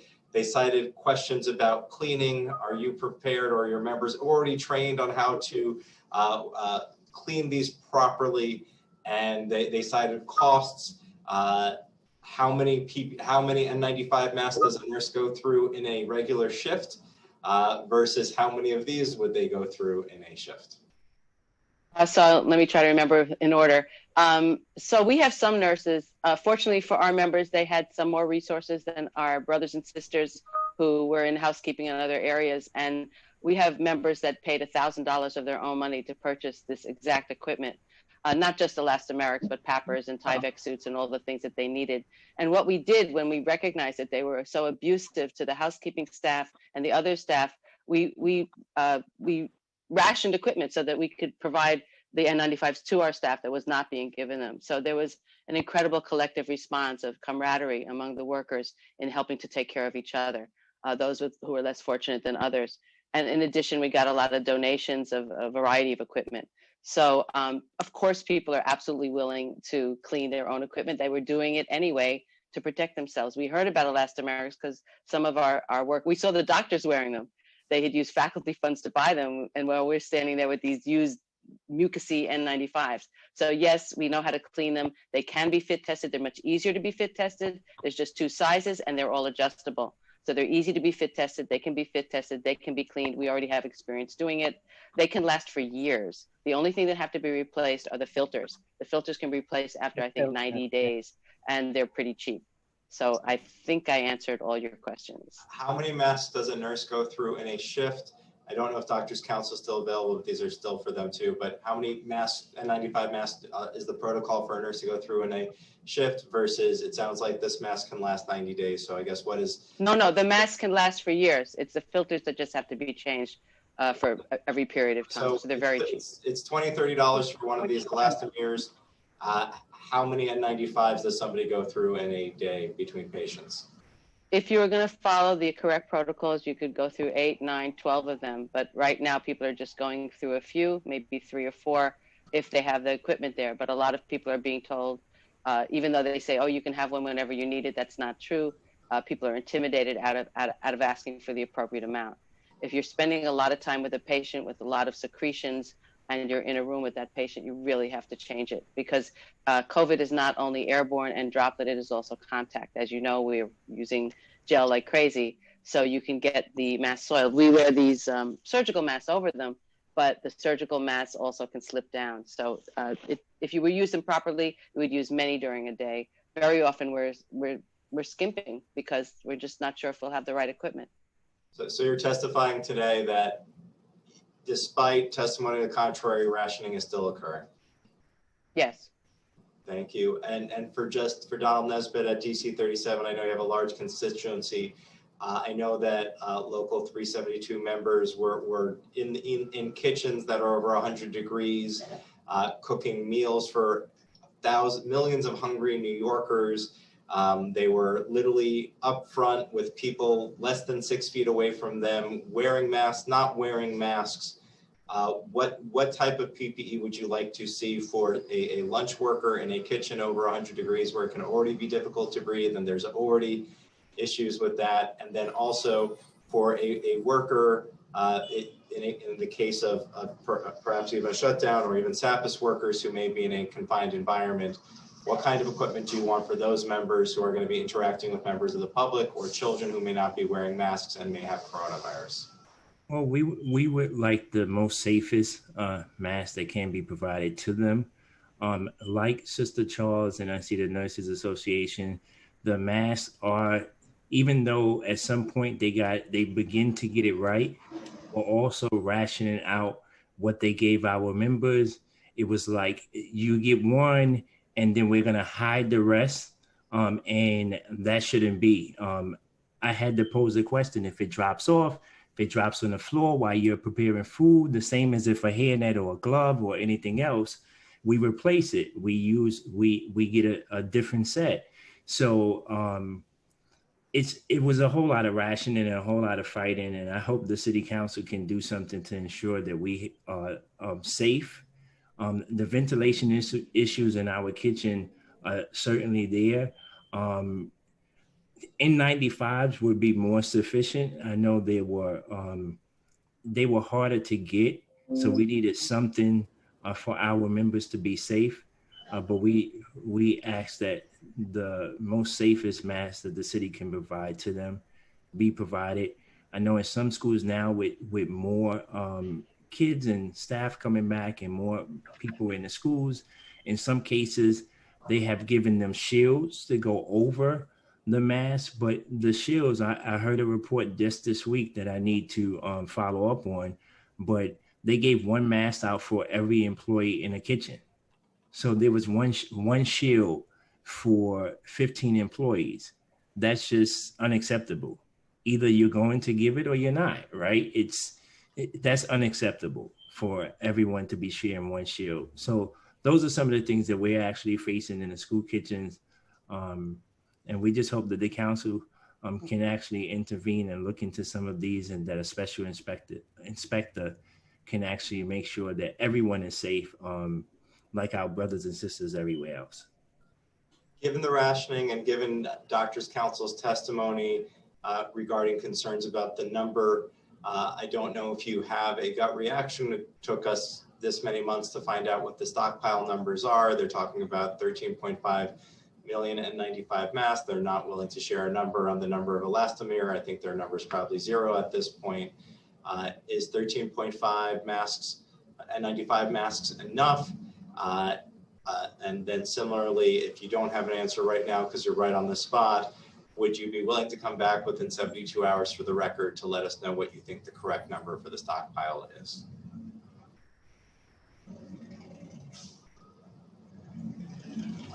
President Sheridan Gonzalez. Oh, I wasn't sure who you were asking that question to. All of you.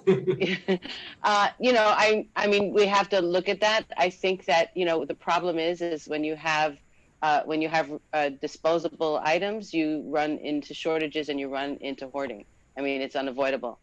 Individuals can hoard because they are afraid they won't have one tomorrow. Maybe I'll reuse mine today and save it. I did that in the beginning. I had all these masks drying out on clotheslines, because we just weren't sure we were going to get another one. So you run the risk of hoarding and improper use. When you have something that can be reused and that you're personally responsible for, because I think we care mostly about ourselves, protecting ourselves. We have more confidence in our ability to do that than in our employers. I think you do much better. As far as kitchen workers and others who are not in direct contact with patients, I think that they're probably, especially if you're in a hot environment, I think that's where ventilation is really important. And then those masks, the other masks, like the lighter ones, can be used to protect them. And if they have better ventilation, they're not directly in contact with sick patients, I think they can be protected as well. But ventilation is a big issue that we can't ignore. There are HEPA filters, there's negative pressure ways, there's exhaust ways of getting rid of air in an area, which is why when we're outside, it doesn't affect us as much. I think those things really need to be looked at. In particular, people should not be working in such hot conditions ever, whether there's COVID or not COVID. Nobody should be subjected to that kind of a temperature to take care of somebody. Couldn't agree more. I want to excuse this panel. Thank you for your testimony. Thank you for your courage. Thank you for everything that your members have done. We will continue. Thank you, chairs. We will next hear from Charmaine Lathan, followed by Yin Lin, and then Stephen C. Miller. Charmaine Lathan, you may begin when the sergeants call time. Time starts now. Hi, my name is Charmaine Lathan. Good afternoon, Chair Kalos and members of the committee. I am a security guard at a homeless shelter located at Holiday Inn MSG on West 29th Street. I started working there right as COVID-19 pandemic was hitting New York City about 7 months ago. I'm here to just talk about the conditions me and my colleagues had to go through with the PPE for months while watching family, friends, co-workers, and shelter residents get sick and even some die from the COVID. Knowing that as we are essential workers, we had no choice but to continue showing up to work, and we had limited PPE for ourselves. Sometime, when I get paid, I would spend $60 to $80 out of my check every 2 weeks to make sure that we had. So I would buy like Lysol wipes and the gloves and masks and things like that to make sure that we had enough PPE in order to protect ourselves. As well as try to also make sure that our residents and guests that come into the hotel is, safe and secure. Our residents and us were one of the issues because a lot of our residents didn't have, so we had to actually have for them as well sometimes, to give them a mask here, some gloves there, things like that. I've been working there now 8 months, and it's gotten better, but in the beginning we didn't know what to do. We had masks, we had to save. They was like, oh, hold that for tomorrow, you got to use that mask tomorrow. I'm like, well, why? Don't we have more masks? They're like, oh no, they're gone now, we don't have any more. I'm like, what? And we just had to, we started to worry about whether things were going to get better or worse. During the real height of the pandemic, a lot of people, I felt like a lot of people wasn't taking it too seriously. And I was like, this is a serious thing going on. Y'all can't just, take it nonchalant walking around with no mask. They ask for you to have on a mask. You need to have on a mask.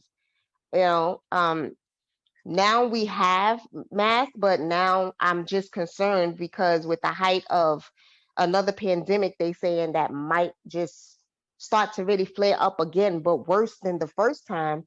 It's just a real concern that now we have to start all over with the PPE, not having enough, with us showing up to work every day, being on time, having to buy our own supplies again, is just a real concern for us. So we're just trying to hope that, we can get help to make sure that we have enough PPE for us and our residents.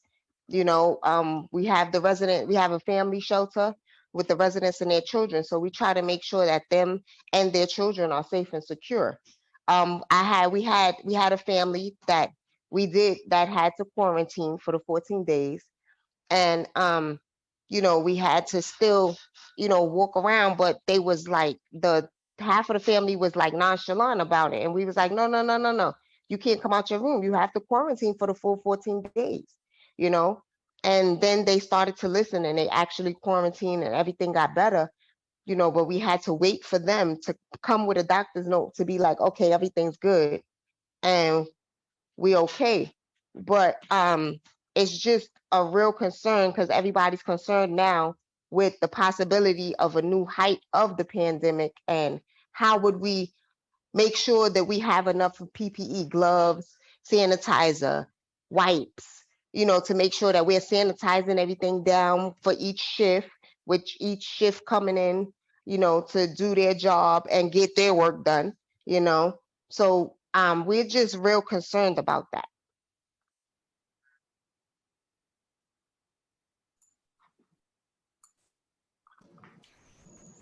Thank you, Ms. Latham. Seeing no hands raised from the members, I'm going to move on to the next panelist. The next panelist will be Yin Lin, followed by Dr. Stephen C. Miller, followed by Theo Chino. Yin Lin, you may begin when the sergeant's call time. Time starts now. Good afternoon, Chairs Cabrera, Kalos, and Vallone, and members of the Committees on Governmental Operations, Contracts, and Economic Development. My name is Yin Lin, and I'm a founder and managing partner of Zorn Medical. Zorn is a New York City-based medical supply company and distributor of personal protective equipment. Zorn is a minority and women-owned company with an application for certification as such pending with the New York City Department of Small Business Services. When the COVID-19 pandemic struck America in early 2020 and New York City became the epicenter of the pandemic, my partners and I quickly leveraged our prior business relationships and personal networks and established Zorn to bring PPE to frontline workers as soon as possible. Since March of 2020, Zorn has been on the ground cultivating unparalleled supply chain relationships and logistical resources to distinguish Zorn as an expert PPE supply company. Currently, Zorn is operating across the United States in nearly 10 states on both the East and West Coasts, as well as the South and Midwest regions. Zorn has supplied over 20 million units of PPE to state governments in partnerships with vendors to the state of Tennessee, state of Maryland, and the state of Georgia, as well as to over 1,000 purchasers, both directly and in partnership with trusted vendors. Although Zorn has had success in sourcing PPE for governments in other jurisdictions, the process for supplying government in its home city and state has been more difficult to navigate. For this reason, we commend the committee for their consideration of the legislation that is on today's agenda, proposed intro number 1980-A, establishing a special inspector within the DOI to review contracts that were entered into in response to the 2019 novel coronavirus, and providing for the repeal of such provisions upon the expiration thereof. Despite repeated attempts to demonstrate its PPE product offerings and competitive pricing terms to various government purchasers in New York, Zorn has not been able to supply the New York City government. In fact, it has not been even clear to us what types of PPE the city needs, when, and in what quantity. All procurement that the city has done has been on an emergency basis, and publication of procurement awards have only listed the vendor and total purchase price. Sometimes these published awards have listed the type of PPE, but never the amount purchased. Although some of Zorn's PPE product supplies are produced locally, many are produced overseas. Unlike many of its competitors, Zorn operates on a transparent basis with its customers, fully disclosing its acquisition costs and delivery costs. The market for PPE fluctuates, sometimes very rapidly. based upon supply and demand and the time it takes for a purchaser to close a deal. For these reasons, it is easier and results in greater savings for the purchaser if that is known in advance, instead of trying to procure PPE on demand. The method that the city has decided to go to seems to utilize the latter, offering very little information about what its future needs are, and instead of trying to identify sources of PPE and pricing, which may not be firm for future acquisition. I would also like to point out that Zorn has the financing resources to provide the city's terms to enable payment upon inspection of the product, which will allow the city to mitigate supply chain risks. Despite these challenges, Zorn has been able to successfully supply leading New York City nonprofits, including AHRC, Public Health Solutions, the Transit Workers Union, and our own COVID-19 task force. Today, Zorn is a direct distributor for US-based manufactured PPE. Most recently, New York State's very own Shack and First, which specializes in the N95 mask. We will be making a 50,000 mask donation to Long Island Cares with the Shack and First N95 mask next week. Additionally, Zorn is a direct distributor for N95 mask factory in California and Florida, as well as a surgical 3-ply mask manufacturer in upstate New York. As one of the few New York City-based NWBE PPE suppliers, Zorn remains ready to meet NYC's procurement needs by providing superior products at competitive costs. I'm happy to answer any questions you may have. Councilmember Kallos here. So you heard the city talk about the fact that they only hit their 14% goal instead of 30% goal. I'm personally familiar with some of the challenges you were dealing with, but what does the city need to, from everything you testified, you're doing business with some pretty major players, other states. What is New York City doing wrong that I think you said Georgia is doing right? Yeah, I mean, I think it's a matter of allowing those opportunities to be made available to all MWBEs and being transparent about what are their needs in advance so that we can prepare for them. So as not to buy on demand, which is the worst method of buying PPE. Thank you. And so if we had a magic wand, there was one thing we could do to increase access for MWBEs to the PPE procurement, what would it be? I think it's to open up a portal whereby MWBEs are accessing these contracts in advance of other contractors, especially since we are far below the quota that we aim to be at as a city of 30%. If we provide those opportunities first to MWBEs, that would enable them to fulfill those contracts and be able to fulfill the needs of the city. Thank you. Thanks. Thank you, Yin Lin. Next, we will hear from Dr. Stephen C. Miller, followed by Theo Chino. As a reminder to anybody who wishes to testify who has not been called, please use the Zoom raise hand function and you will be called upon in the order that you raise your hand. Dr. Miller, you may begin when the sergeant calls time. Time starts now. And thank you so much to the City Council for giving me an opportunity to speak to you today. My name is Stephen Miller. I'm a fellow in pulmonary and critical care at Brooklyn Hospital Center.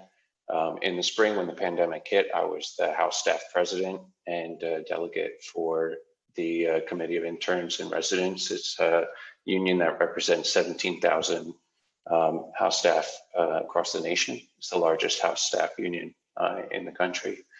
And in the spring, the winter and the spring of 2020, as I'm sure you're aware, we basically worked through a living nightmare every day.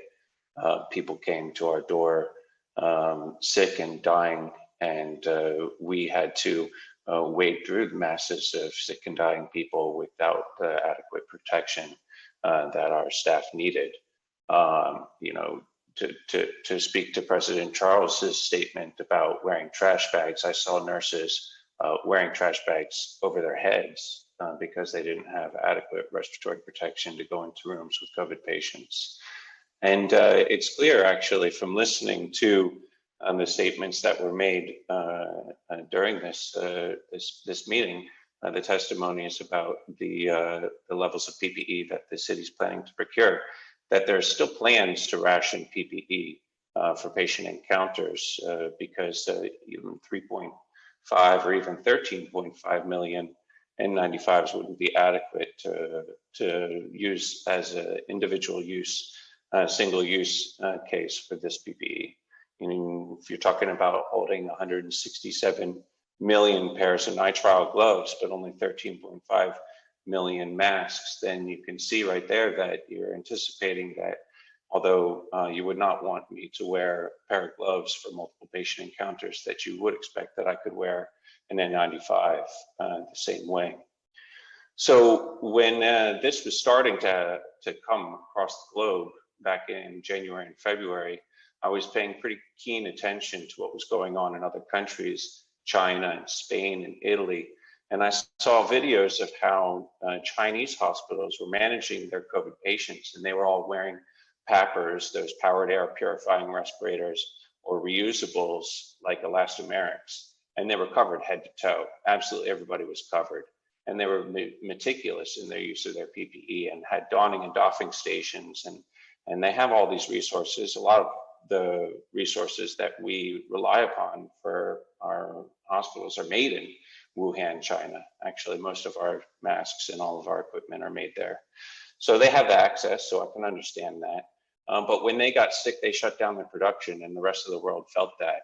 And it was just weeks later that I noticed that Spain and Italy had run out of masks, and they were seeing patients without them because you can't just decide to stop treating people because you don't have the necessary equipment to protect yourself.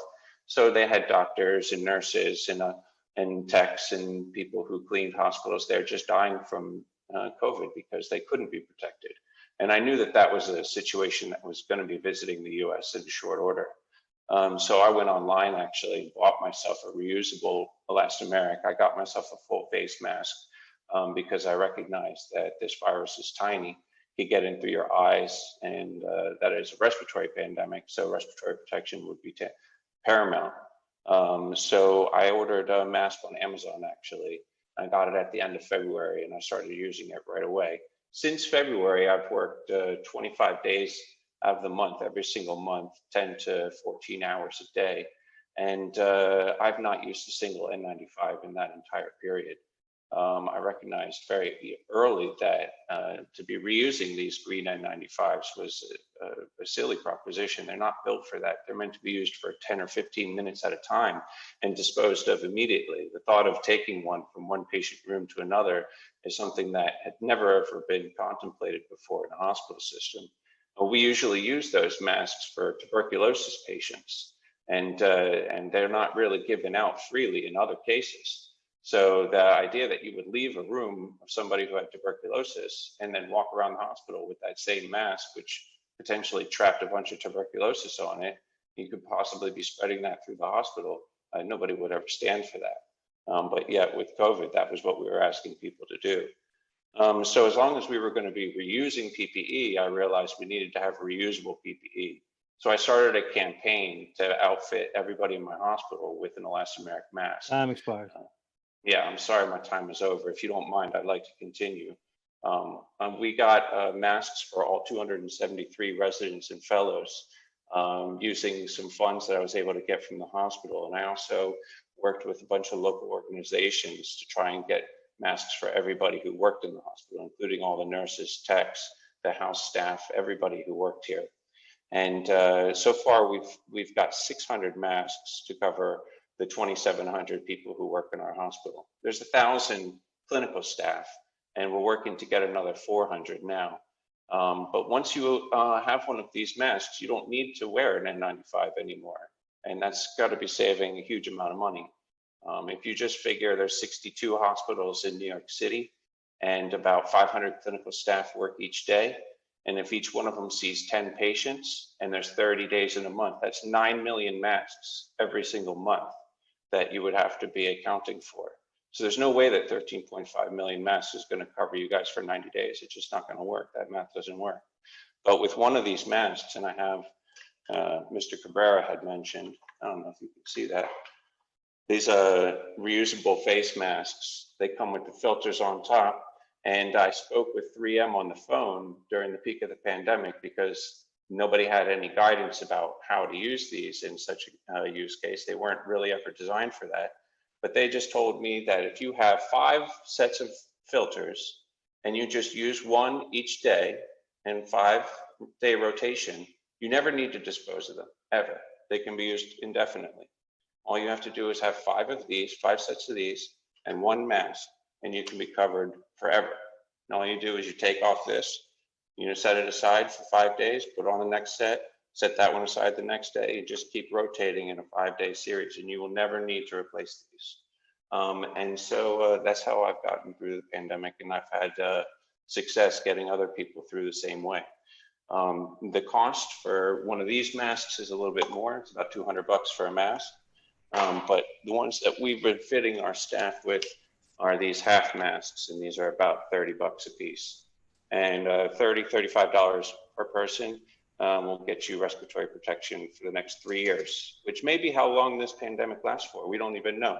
Even once people have antibodies, we're still seeing people are getting reinfected. So we don't know. And how do you wipe the outside of that mask after you come into contact with the patient? Yeah, I'm glad you mentioned that. So while I had opportunities to gather some props for my presentation while you guys were talking today. So this is a chlorhexidine alcohol wipe. It's a pretty simple device. I think there's about 1,000 of them in one of these boxes. And we use these to clean everything in the hospital. And so basically what you do is if you're wearing the mask, you just have a pair of clean gloves on, take out one of these and you just wipe it.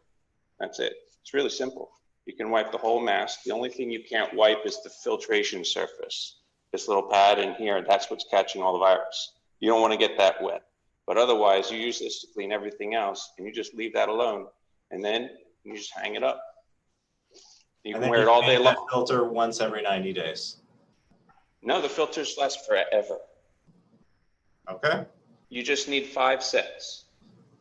And so what you do is on day 1 of the week, you use this one, then you set it aside. For day 2, you put it on a new one, set that one aside. Day 3, you put a new one on. Day 4, a new one. Day 5, a new one. Just the filters. And then you go back to the first one you used the first day of the week, and you put that one back on, and you just use it in 5-day rotations over and over and over again.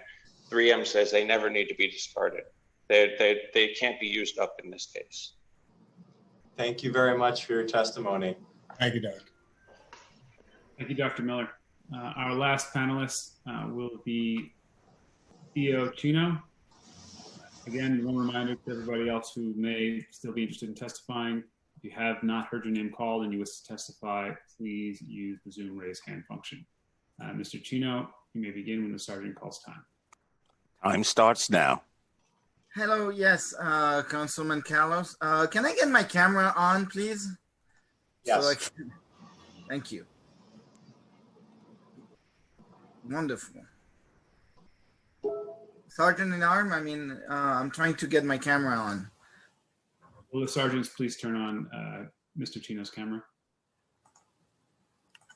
Thank you. How you doing? I'm going to be quick. I feel this bill is wonderful in practice, but it's one more Band-Aid that New York City is adding to its repertoire of useless bill, which include technology. We heard the DOI, when it comes to contracting, billions and billions of dollars are misappropriated for one reason or another. Here, the portion is about to talk about the technological part of the bill. First of all, we have a Commission on Public Information and Communication. That is run by Jumaane Williams. That's his job to deal with this kind of thing in a way to look at where the technology and the use of the technology and the public information that goes into those databases is managed. So why do we need to have a bill given to the DOI? The second part is the DOI has been, as you know, I've been going committee to committee to complain about the lack of oversight within the HPD housing market stock. So if we cannot figure out how to deal with simple things that are buildings grounded in the earth and figure out which building are misappropriated, how are we going to do with contract? The DOI cannot figure out if a building is legally owned by a certain entity. Now you're talking about a piece of paper with a signature that will disappear and we'll never know. So I feel that this bill, this kind of bill where we say we need to build a database, we need to give it to an entity, we need to give it to people who are not even trained to do that job, because computer engineer and people who deal with that, they're 0.3% of the population who deal with that. That means out of 3 billion active local force, working force, only 9 million around the world are able to program database. That means New York doesn't have the staff to deal with that. So I feel that we need to look at all these kind of bill in a different way to make sure the population of New York is served correctly, and try to stop to adding technological stopgap into fixing problem of information. The thing is, we need transparency. That transparency needs to be given to the DOITT. The thing is, the DOITT needs to give it to the Commission of Public Information to make sure it follow ethical guidelines, and then the public can deal with it. And people like union people who say, oh, we have a problem, they can go get that data and analyze it faster than anyone can do it. So why to give to an agency that is the DOI, who is incapable of figuring out billions of dollars within the HPD, the housing problem? Why are we giving them more work to do that they're incapable of doing? So let's fix this thing in a decent way. Let's start looking at things from the ground up. And I know, Councilman Kallos, you are very good technologically. So let's do that. Let's start looking at this thing outside the box. I know we're capable of doing that. And I yield the time of the remainder of my time, because if you have any question, any suggestion or anything. Thanks. Thank you, Mr. Chino. I'll now turn it back to Chair Kallos. Thank you, Mr. Chino, for your testimony. As you saw, I asked specific questions relating to concerns that were brought up at First Friday of the commissioner, and we do have a path forward. I want to thank our committee staff. I want to thank my co-chairs. I want to thank everybody involved today, everyone who waited quite a long time. This has been quite a long hearing, just under 6 hours. For everything, that we still have a lot of work to do. We need to make sure these PPE numbers for the stockpiles are correct. And together we will make sure that we get through a second wave if and when one comes, in a way that everyone has the protective equipment they need and there's no unnecessary loss of life. So I want to thank everyone. Chair Vallone, do you want to jump in on anything? Just thank you, Chair Kallos, and to everyone who stayed through. These hearings are so important. So God bless everyone. And any follow-up questions or concerns, just email any of the chairs and we will get back to you. Thank you. If you haven't already submitted testimony, you have 72 hours to do so. We hereby end this committee hearing, and thank you.